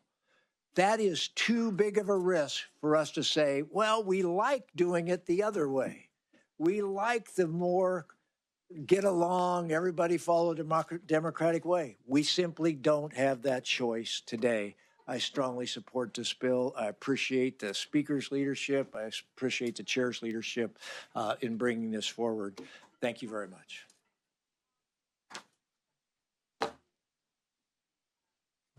Assemblymember Tongapa. Okay. Well, I hope you bear with me because I spent a lot of time trying to catch up, trying to read, trying to inform myself as much as possible because we've had so little time that even the presenters stated that they didn't even read the bill. And I would hope that the authors or the other co-authors on this bill, I hope they don't hold the same sentiment that the people of California don't even deserve a read on a bill. I have a few technical questions, actually, and first and foremost, I do want to say thank you to the opposition testimony. I could say this, what we've seen today is, I know I'm a conservative, I know I'm a Republican, and I know that we have differences, but the maps that both of you worked on, especially in the beginning too, did give representation. Now, I can say that I did not vote on the FAIR Commission, mainly because I was 12 years old at the time. But I respected it.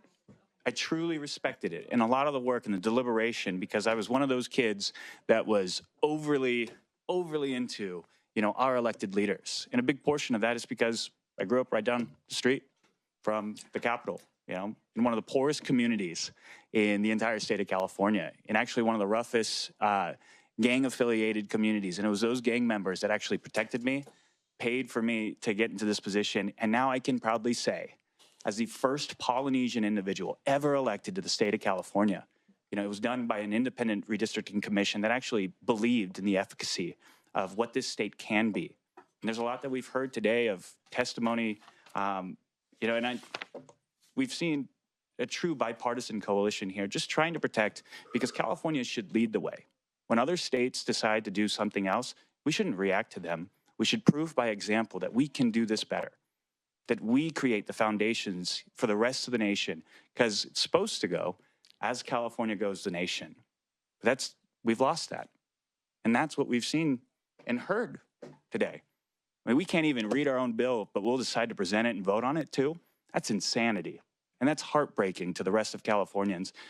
Because again, I was one of those kids who just obsessed that the policymakers in this building actually cared about the people of California. But how can you say you actually care about the people of California if you didn't even read it? And that breaks my heart because I spend so much time on this. Because I'll work myself to death trying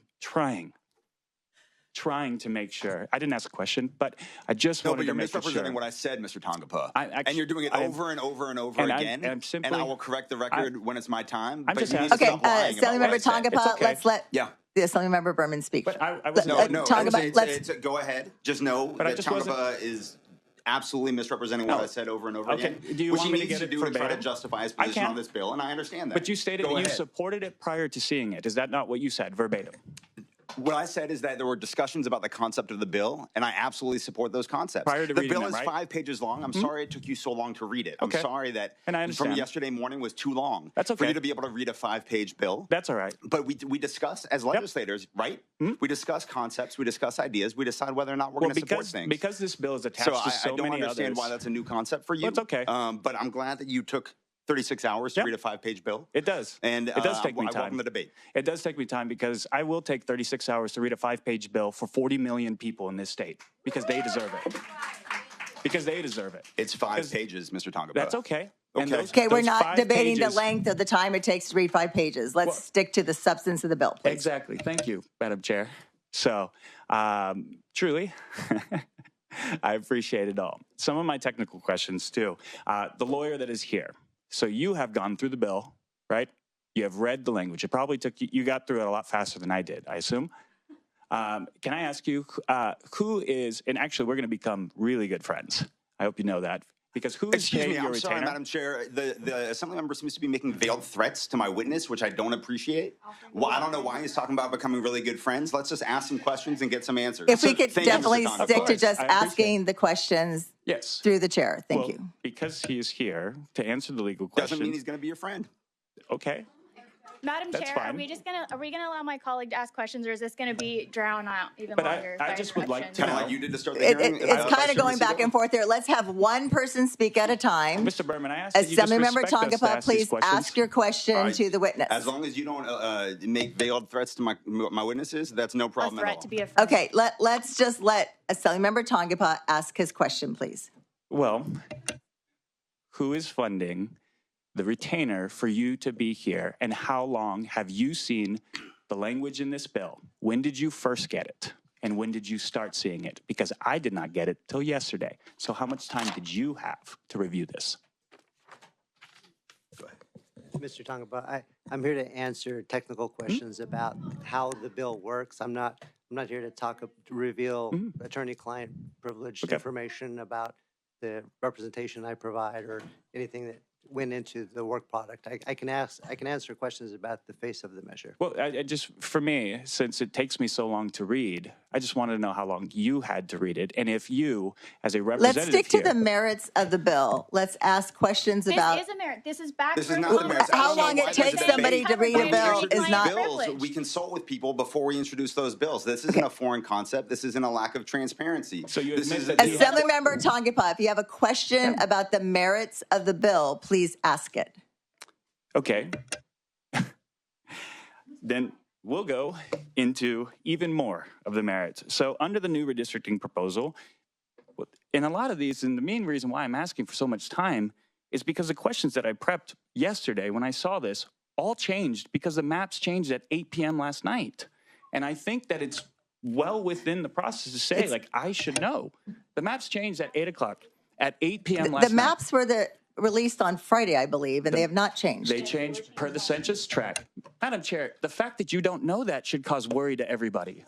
I'm sorry, 8 a.m. yesterday. Sorry, No, not they 8 p.m. changed- 8 a.m. changed yesterday. At 8 p.m. last night, there was a change at 8 My p.m. understanding it was 8 a.m., but I am eager to hear regardless, your questions what in is your regards to whatever question changes to the there were merit of the bill? maps. Okay, well, then Clovis would be split into 3 different congressional districts.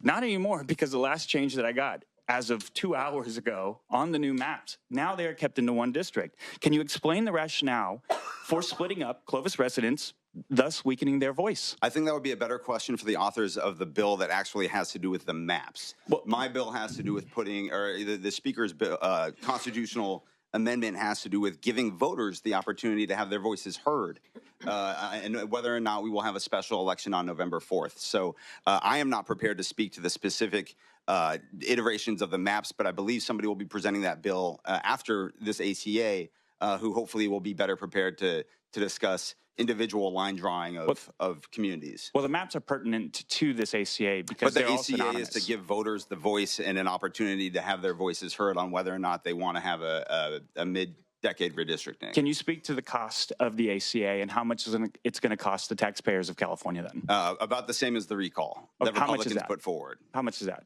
I believe but that recall was done by the Citizens Initiative. It wasn't done by this body. Fundamentally, but there's a the difference. answer remains the same, that it's the same cost. Your question was, what's the cost? And I said it's the same as the recall. Well, Doesn't how matter could you who say put it it's on the the same ballot. of I'm the just saying the recall answer. since 2021 to where we're at now? We've seen 40% inflation rates. So is it 40% more? Oh, I Do mean, you with the understand tariffs that Trump just put into effect, it's probably more than 40% inflation rates. But I believe the cost of the special Mr. election Berman, I'd is ask you to speak to the approximately merits of $200 the million. question that I asked. Just how much Just does did it that, cost? Mr. Tongapa. Mr. Just did Tongapa, that. excuse Just me, happened. can you just let him answer the question? He's doing so. Just Did you close miss- your I mouth, just- open your I just ears, said I listen believe to it's him for a second, approximately please. $200 million. We all need to listen to each other. So when someone else is speaking, So let's wait, have why do one I have speaker to at a close my time. mouth when somebody else I'm just saying, interrupts me? no, I'm saying Do it you to not both of find you. that- I'm going to say that to both of you. Please refrain from speaking when the other person is speaking. Thank you, Madam Chair. Ask the question. How much does this cost? Is there a actual fiscal analysis on how much this will cost the state of California in its current 2025, 2026 costs, not to the 2021? You can't. Well, I think the that doesn't recall even was make sense. approximately $200 million, so this will be over $200 million. Okay. I think somewhere between $200 and $250 million. Okay, and so with a rolling and looming $20 billion deficit predicted by the LAO all the way until 2028, you believe that it's within the right state of California and this legislative body, not the people who put it on the initiative. When it came to the recall election, that was done through a citizens' initiative. Nobody here did that. This is being done by us. The legislators here, hang on. By all means, please, I'll let you pontificate as long as you want. Yeah, thank you. I appreciate that. Do you believe that 200, and we can adjust costs for inflation, $300 million is what a state in a massive deficit and a rolling deficit year over year predicted by the LAO is what this state should be spending money on? Can I answer? Yes, sir. Thank you, Mr. Tungapo. Thank you. So, absolutely. And the reason for that is because the damage that this Republican Congress has done to the state of California makes $250 million looks like couch cushion change. One of my communities that I represent, Santa Clara County, is going to voters to the ballot to try to recoup some of the over $1 billion just to the county of Santa Clara, to their health system because of Trump's big, beautiful bill and the decimation that is having, that all 9 Republican members of California's congressional delegation voted on, like a bunch of feckless followers. No matter the damage that is doing to their communities, the billions of dollars that the Republican Congress is taking away, and the cost that's having for Californians and California taxpayers. And so if that's just Santa Clara County, 2 million people, and it's an over $1 billion hit that their healthcare system is taking, that the poorest residents of Santa Clara County rely on just to get their basic health care, over $1 billion. Imagine the cost that this Republican Congress is costing the entire state of California. So do I think that we should spend $200 million for the opportunity to avoid billions of dollars in Republican hits to our budget? I absolutely do, and I'm curious to see if voters will agree with me. Thank you. Thank you.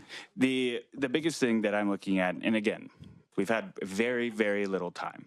To the question for the members that were on the Citizens Redistricting Commission, how much time on average did you spend when it comes to developing maps?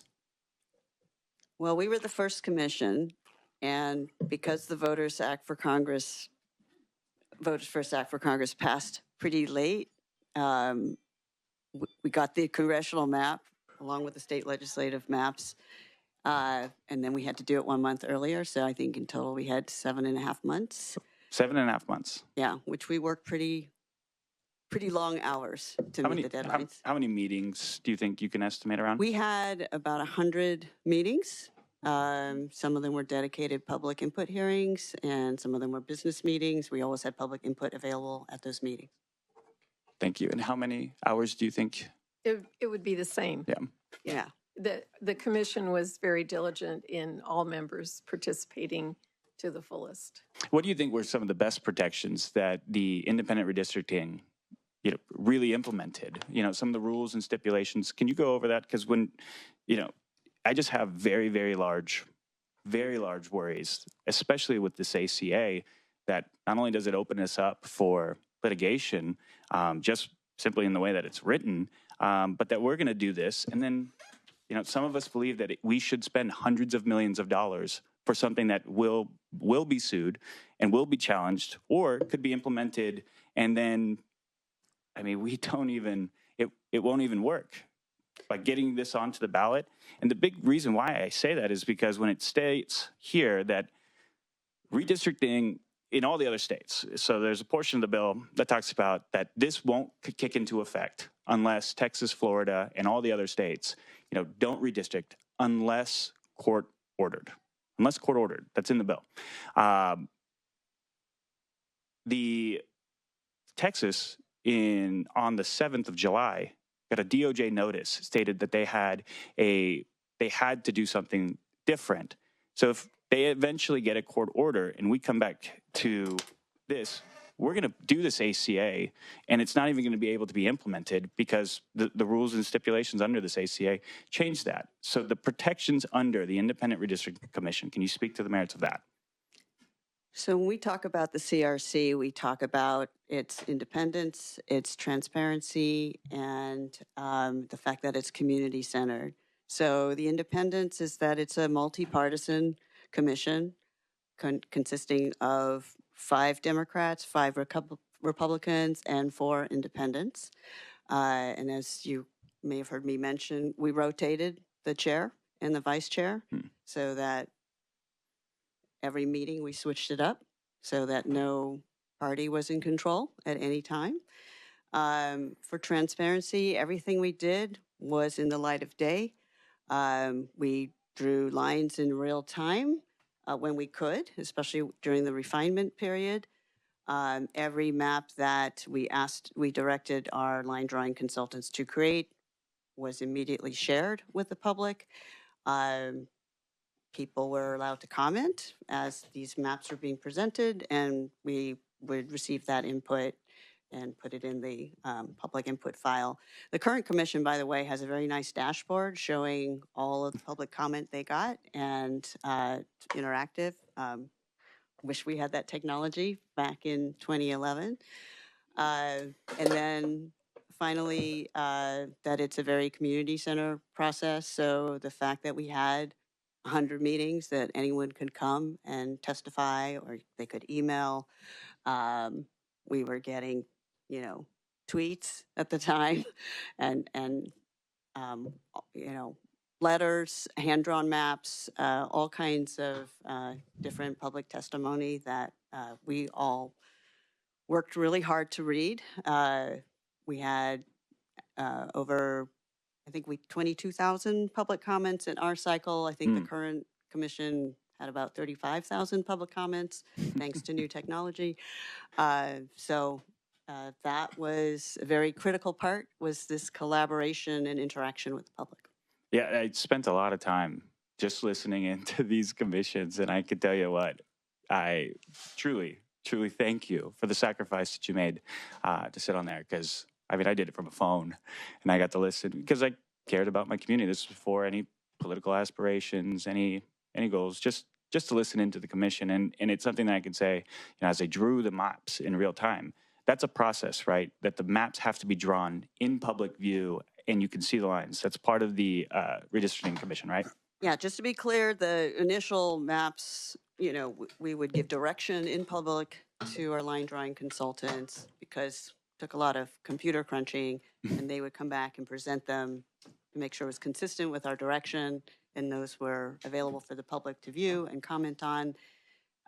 And when they were official draft maps, they had to be posted for 14 days with no changes. One of the coolest things that I got to see is like which communities would come out and they'd all say, keep us together. And just to see like the people of California really to just say like, have a vested interest. Yeah, I think there's no doubt that we support the work of the Independent Redistricting Commission, but if we can bring the conversation back to the merits of the bill. Could you continue on some of the transparency portions of that and how the transparency is different compared to the bill that we're seeing today? So live map drawing, interactive map drawing, we were not allowed to discuss redistricting matters outside of a public meeting. So commissioners were barred from discussing anything not in public. And I'd like to bring in Assembly Member Bennett. You have a question? Yeah, I just have a question, and that is that, when you watch committees at the national level, and oftentimes committees have some kind of time limit on each member in terms of the amount of time they get to talk, or else literally we could keep going and asking more questions about transparency and more questions about transparency. I'm just raising the question. I would propose that this issue may be one of those ones where we need to have some kind of time limit. I want it to be fair. I want everybody to have, but it is appropriate for legislative bodies to, at some point in time, identify so a member can focus on their most important questions before their time limit is up. Absolutely. We're trying to bring the conversation back to the merits of the bill. There's no doubt that we honor and appreciate the work that you've done for our state, but these are these are very uncertain in different times now, and we're no longer governing in a democracy. So we are having to move quickly in order to meet the timelines of doing this work and giving the voters an opportunity to vote on whether they support these maps or not. Does any other member have a question on the content of the bill? Madam Chair, I'm not done yet. Okay. And so I know What is your question about the merits of the bill? Yeah. Well, it's mainly I'm just trying to highlight the transparency differences between the ACA and that. So, and I think Let's focus on the merits of this bill on what's being proposed today. Is a comparison to the current iteration of what we do now to what we're trying to do, not to the merits of this bill. Is that what you're saying? I think you've made your point on that. And if we can ask any other questions about ACA 8, please do so. And I completely agree. And I understand. And, you know, I would just try to get a time limit on me for something that we just heard had thousands of hours of negotiation, thousands and thousands and thousands of hours, and community meetings, hundreds of meetings. And now I'm being attempted to stop with 20 minutes of questioning. Does that not worry us? Madam Chair. For when it comes to the transparency? Excuse me, Assemblymember Bennett. It is always appropriate for the chair to identify when an appropriate time limit has come. That's normal procedure. So yes, at some point in time, I'm not saying it's 20 minutes. It's up to the chair. But the issue should be how much time is too much time for anybody to take to dominate so that we can go on and do the legislative business so that somebody doesn't abuse this privilege that we all have to speak here. So we have a lot of work to do, and we want to keep the questions to the content and merits of the bill. Okay. Well, then I will continue, hopefully, Mr. Berman. Up to the chair. Do you have another question? I do. Perfect. Okay. Under the new redistricting proposal, Fresno would be split into 4 different congressional districts. How does that benefit the city of Fresno? Okay, again, we're not doing the content of the districts, but this is about the ACA 8 that is putting the measure before the voters to do a constitutional amendment. That is what we're talking about here. The other bill is going to be presented. The contents of the bill. In ACA 8, it states AB 604 and the maps. How is that not pertinent to this? Because I think we need to be speaking to the author of that bill as far as the map and the lines and what they're doing. There's a direct line between what can be done.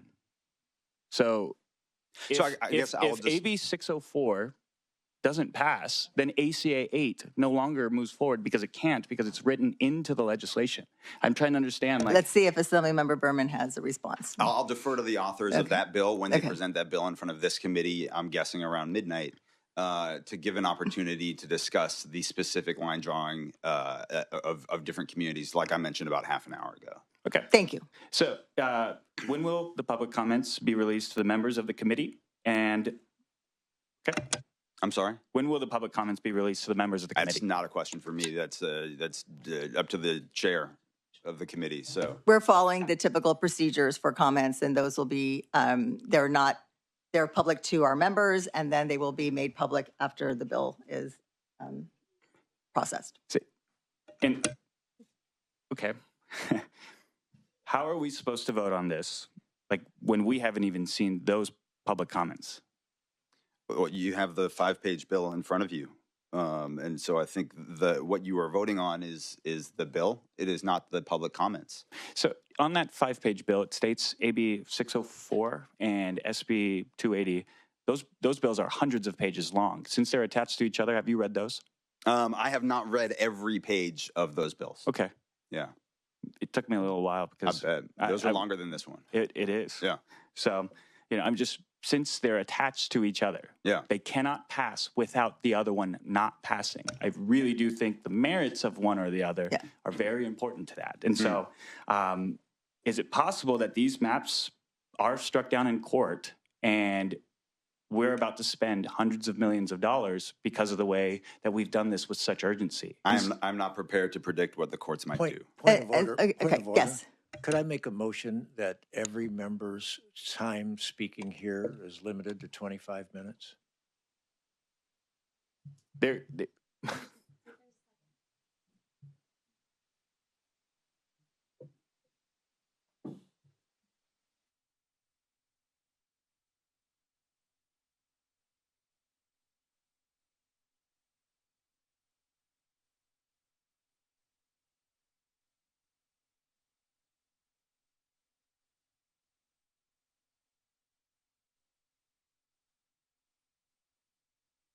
I'm trying to provide opportunity for people to speak to the measures and ask the questions that they have. I know this is a very fast-moving process. I've already explained the reason why we are moving quickly on this issue. And I don't want people to be abusing this opportunity to ask pertinent questions related to the bills. So give me 1 second here. Using it. I think 40 million people of California. Abusing the bill. They're going to do this. So if you don't have a time limit. So I believe the questions you've asked so far have been answered. Do you have additional questions? Yes, ma'am. You may go ahead and ask another one. Thank you. Is there a work into the bill with the fiscal cost of legal challenges? I'm sorry, say that one more time. Is there a work into the bill for legal challenges that I presume are going to show up left and right? Is there work in the bill? Like, is there when lawsuits happen? Yeah. Are we prepared for that with this ACA? We have a very robust Department of Justice that is prepared to defend new laws that are passed by the legislature. Yes. The way that the districts are drawn, it's really worries me that it makes it possible for us to not just spend the $300 million to get this onto the ballot, but then to open up our communities in the state of California into more litigation. So when the lawsuits happen at the local county level as well, because they're split up, who's going to pay for that?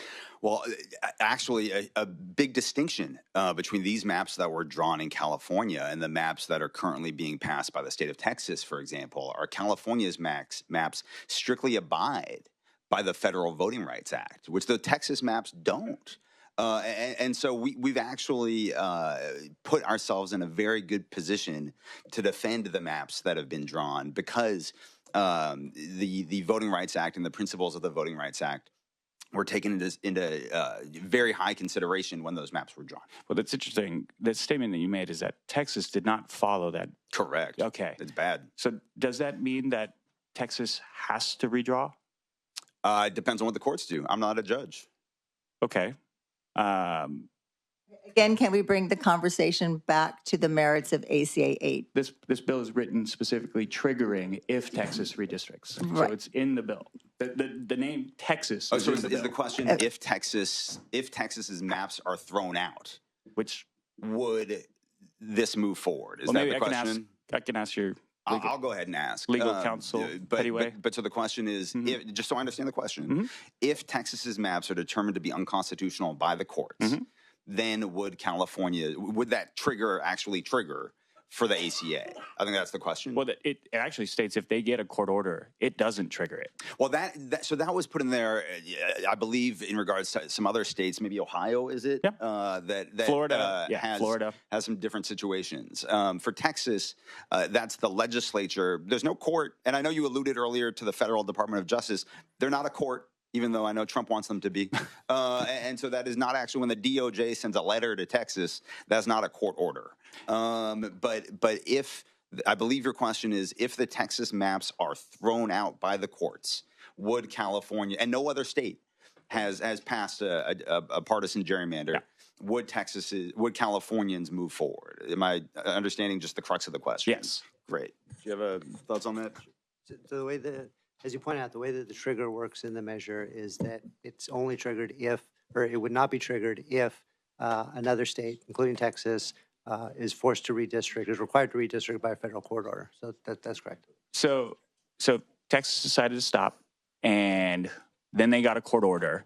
We would put this on the ballot, spend $300 million, and then we couldn't even redistrict because of that work-in, right? Assembly member, I agree with you that I wish Texas wasn't doing this. And, this was not on my bingo card a month ago when we broke for summer recess. But unfortunately, under the edict of President Trump, Texas Republicans are rushing through But that's not accurate. A partisan redistricting. There was a lawsuit in the Pettyway v. Galveston in County. Texas. I just asked for the common courtesy that you demanded. Thank you, sir. But there was and so I'm sorry. Again, one person at a time, please. Thank you. And so when Trump demanded, I'm sorry, let me get this straight. When Trump said out loud that he was entitled to 5 additional Republican congressional districts in Texas, which for the record is an insane thing for any president of the United States to think, let alone say out loud. But when he said that he was entitled to 5 more Republican congressional districts in Texas, and all of the Texas legislators immediately lined up to do whatever Trump wanted, that forced us to put this together, not because we want to, but because we have to. And that's why the trigger language is in, the constitutional amendment that says if Texas backs down, which I really hope they do, if Texas backs down from their partisan gerrymander per the edict of Trump and his entitlements, then this will not go into effect. And that's exactly why that's there. So, and that's what I'm saying is because of previous lawsuits like Pettyway v. Galveston County, which went through in Texas at the Fifth Circuit Court of Appeals and is now sitting on the docket for the Supreme Court to weigh in on, that happened in Texas, claiming that some of their districts were seen as unconstitutional. That if they receive a court order, and this is why it's important to me, if they receive a court order because they back down and stop, then we in the state of California are about to spend $300 million to do nothing. So that's the part that is the issue. Okay, I think, all right, we have a point of order? This is a clear abuse. This is an attempt to try to stretch this out. This is very personal. This is a clear abuse of the discretion that we all have. Thank you. I'm trying to be patient with you. And you have been asking the same questions over again, and your questions have been answered. This author is not prepared to talk. Other speakers. We're going to move on to some other questions Madam Chair, in regards to the bill. Important to me because of the cost and the main reason And the cost has been stated very clearly. Does any other member have a question in regards to ACA 8? Excuse me. There's significantly more. Excuse me. Madam Chair, please. Give me 1 minute, please. I'm asking this entire break. Mr. Tongipa, my I have one thing to say right here. I'm asking to see if any other member has questions in regards to this bill. My sister was put on hospice because the state of California couldn't afford to pay it anymore because she was on Medi-Cal. Okay, I do not. I am sorry for that. She's sitting in the morgue. We need to bring control back to this. Hey, and so I'm asking. I'm trying to get some control here. And you are speaking when I'm asking you to please stop. Just give me 1 minute here. Ma'am. I'm asking if any other member has a question in relationship to ACA 8. We've been giving you plenty of time to ask questions, and you're asking the same question over again. The questions have been answered. Give me 1 second to see if anyone else has something to say. Can you please yield the floor to somebody else for a minute? Am I able to then return and ask more questions? Because the funding is important. And the funding has been clearly stated. So any other member have a question? But I have another question for the funding for Fresno Assembly County. Member Bennett. Yes, I have two quick points. Yes, every one of these issues is important, funding, et cetera. But the other thing that's important is that we have a responsibility to meet certain timeframes to be able to actually adopt legislation. And so it is appropriate for us to weigh all of these issues, the important issues of the bill, but also the timing issues that we have to operate under. This is not the only bill that this assembly is going to deal with. But I mentioned a number of techniques that autocrats use when they try to grab power. And it is deceit, and it is intimidation.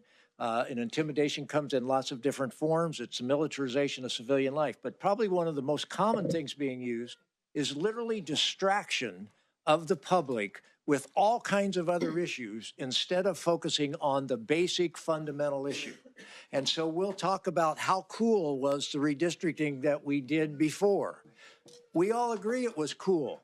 The question is that, going back to that, is that going to protect us from this power grab by autocrats? And that's what we have to make sure we don't get distracted by the kabuki theater that's going on that says, come up with anything you can to distract people from the fundamental issue here, a power grab by autocrats that can't be fought by the old rules. So we need two things. One, to pay attention to that, and to pay attention to the fact that we have a certain amount of time to get the legislative business done, and it's appropriate for us all to be limited into how much time we get to talk, because none of us, even on the assembly floor, we have a 5-minute rule. Certainly in a committee, we could have some kind of rule that says you don't get an unlimited amount of time. The chair, I strongly request, will assert that. Thank you. Yes, absolutely. And I think we've deliberated on this measure quite a bit. Is there any other member who has a question? Assemblymember Stephanie. Not so much a question. I just want to weigh in. Thank you, Madam Chair, for this hearing. And I want to thank Assemblymember Berman for presenting this bill. And I just want to recognize and associate myself with the comments of Assemblymember Bennett in terms of the theater that we are witnessing here. It is absolute theater. We all know how we feel about what's happening in Texas. You feel one way, we feel another. We are responding to what Texas is doing. That is all. That is all that is happening here. We have a different idea on how to respond to autocrats who want to basically control this country in an unfair way by redistricting in a way that completely avoids voter input. And that's what Texas is doing. And that's why California is responding. So don't sit here and play games when on April 9th, 2025, when AB 1441 was before you by Soria, which directed the County of Merced to establish an independent Citizens Redistricting Commission to ensure fairly drawn districts that take into account demographics and communities of interest, when the Republicans on this committee voted no. So don't sit here and play games. We know what's at stake. Don't interrupt me. Madam Chair. Do not interrupt me. No, You've she is speaking. We are letting her speak. We are letting her speak. I am speaking now. I have not spoken yet. Do not interrupt me. Point of order. Do not interrupt me. Point of order. This is the Democrats' response to what is Madam Chair, happening you stated in to me Texas, that I had to what remain might happen on the in purpose Ohio, of the bill. what might happen in Missouri. It's a blatant attempt to control the elections, and this is California's response. We have come up with a way to respond, and this is the bill that we are presenting today. You play stupid games, you get stupid prizes. Point of order. And that's what you are doing. What is your point of order? I was constantly reminded to remain to the pertinence of the bill. What does that bill in Merced have anything to do with this one? And then I was constantly reminded whenever I brought up Texas to remain to the pertinence of the bill. So I would ask the same, please. Thank you. Your point of order was not well taken. Assemblymember Stephanie, do you have any other comments? I support this bill, and I urge anyone that cares about democracy to support it as well. Is that a motion? We moved the bill already. Okay, we have a motion Madam Chair, I have and more a questions. second on the bill. We are trying to wrap up the vote on this bill. If any member who has not spoken yet has a question, please ask your question. Can I use the poster boards that I brought?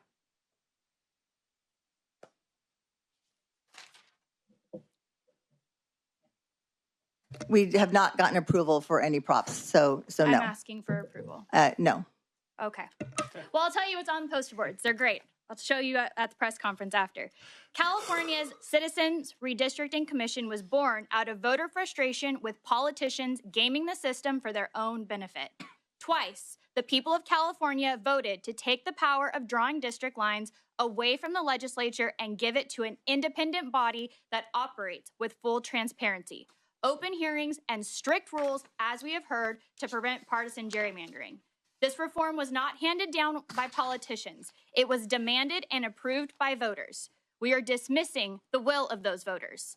Now, Governor Newsom, Democrat party bosses, and Democrat lawmakers want to take the power away from the voters. 3 measures, ACA 8, SB 280, and AB 604, represent a coordinated effort to tear down independent redistricting and hand power back to the very politicians voters explicitly rejected.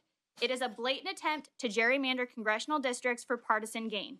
Even worse, it would force taxpayers to spend hundreds of millions of dollars on a rushed, confusing special election at a time when California is already facing severe budget shortfalls and deep cuts to essential services like education, public safety, and healthcare? I have questions. So ACA 8 cuts directly against the heart of California's democratic reforms. Voters twice went to the ballot box to take redistricting power away. So here are my questions. Voters enshrined independent redistricting in the Constitution to prevent politicians from rigging the system. How does ACA 8 comply with the constitutional ban on favoring or discriminating against a political party? And really quickly, Mr. Berman, by all means. Who is your client, sir? Let's stick to the question. Well, you said he had attorney-client privilege, so that's pertinent. I'm not here to talk about who my client is. I'm just here to talk about the substance of the bill. Okay, Assemblymember Berman, please answer the question. So going back, so the question was, how does the constitutional amendment amend the Constitution to allow this to happen? So there's a constitutional ban on favoring or discriminating against a political party. And this is a constitutional amendment. What language in this is saying that you are reversing that specifically? Well, the bill notwithstands any other provision of this Constitution. So any criteria that currently exist in the Constitution regarding redistricting are suspended for purposes of this redistricting. I understand, but what specific language, legal language, did you put in there saying that we are now changing, that we can now discriminate against a political party? I think he said that, but I'm going to ask him to repeat it. Yeah. Yeah, again, the language in this provision notwithstands any other provision in the Constitution, including the criteria that you're identifying. So we're throwing the Constitution in the trash and starting all over. Why Your should question's been asking answered. voters, we are asking California's voters whether or not they want to adopt this constitutional amendment, notwithstanding what is currently in the Constitution. We are not doing that. This does not go into effect if the legislature passes it. 20 million California voters have to vote to approve the constitutional amendment. That's the system we have in California. Yep, I got that. So why should lawmakers override the will of the people who have twice told us that they want to keep the redistricting in the hands of the people that we have here testifying, that have given wonderful reasons why it should stay there? I appreciate the question, and I think it's an important one. We, once again, are asking the voters whether or not they want to approve this change. So this is not the legislature approving this change. This is the legislature putting on the ballot the opportunity for every California voter in 2025, whether or not this is a change that they approve. And I know it was jokingly mentioned earlier that my colleague and friend, Assemblymember Tongapa, was not able to vote on the original redistricting. I don't think that's a joke. I think it's a very important point. And the point is that since 2010, an estimated 3.6 million California voters have died. And there are 6 million more Californians registered to vote now than in 2010, including two very important voices in California. You two, Vice Chair Macedo and Assemblymember Tongapa, you did not have a voice in that decision. Over half of registered voters in California did not have a voice in that decision. And so what we are saying is let's give California voters in 2025, half of which weren't even registered voters in 2010, a chance to have their voice be heard. And I can think of nothing more democratic than doing that. So then why not a census to see who we have in California, who's registered? We to did vote? a census, I believe, 4 years ago. Yes. Thank you. All right, we've deliberated on this measure. You have given other members plenty of time to speak. Let her go. Please. How many more questions do you? Prepared. Okay. What other question do you have? Madam Chair, I have some more questions as well. We are done with the questions. We're going to try to wrap this up and put this to a vote. Macedo, please ask your final question. My final question? Madam Chair. I came prepared after you gave me 24 hours. All I'm asking for is a little bit of time. You let Mr. Berman speak twice. Would you like to ask your question Mr. or would you Bennett like to speak not? twice. Would you like to ask your question? I would. I will absolutely ask my question. I'm sure these will be asked in a courtroom, but this is ridiculous. Governor Newsom himself said this proposal is about electing more Democrats. Isn't that the very definition of partisan gerrymandering voters sought to prevent?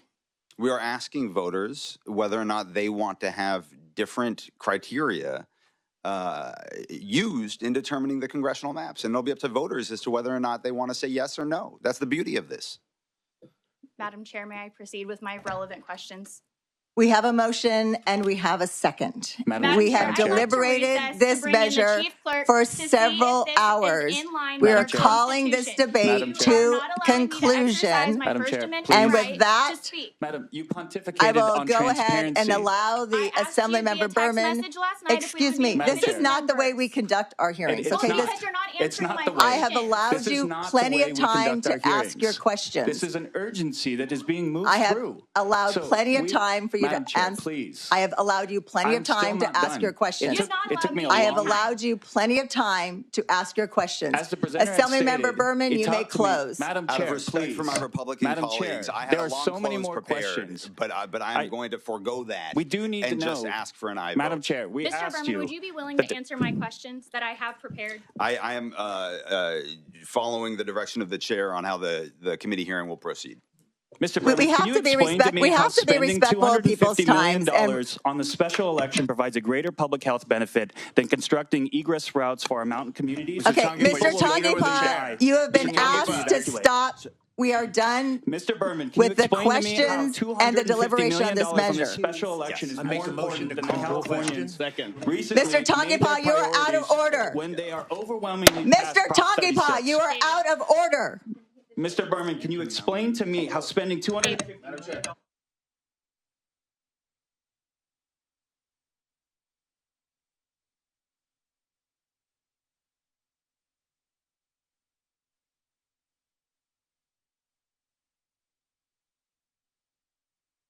this entire state? They deserve this.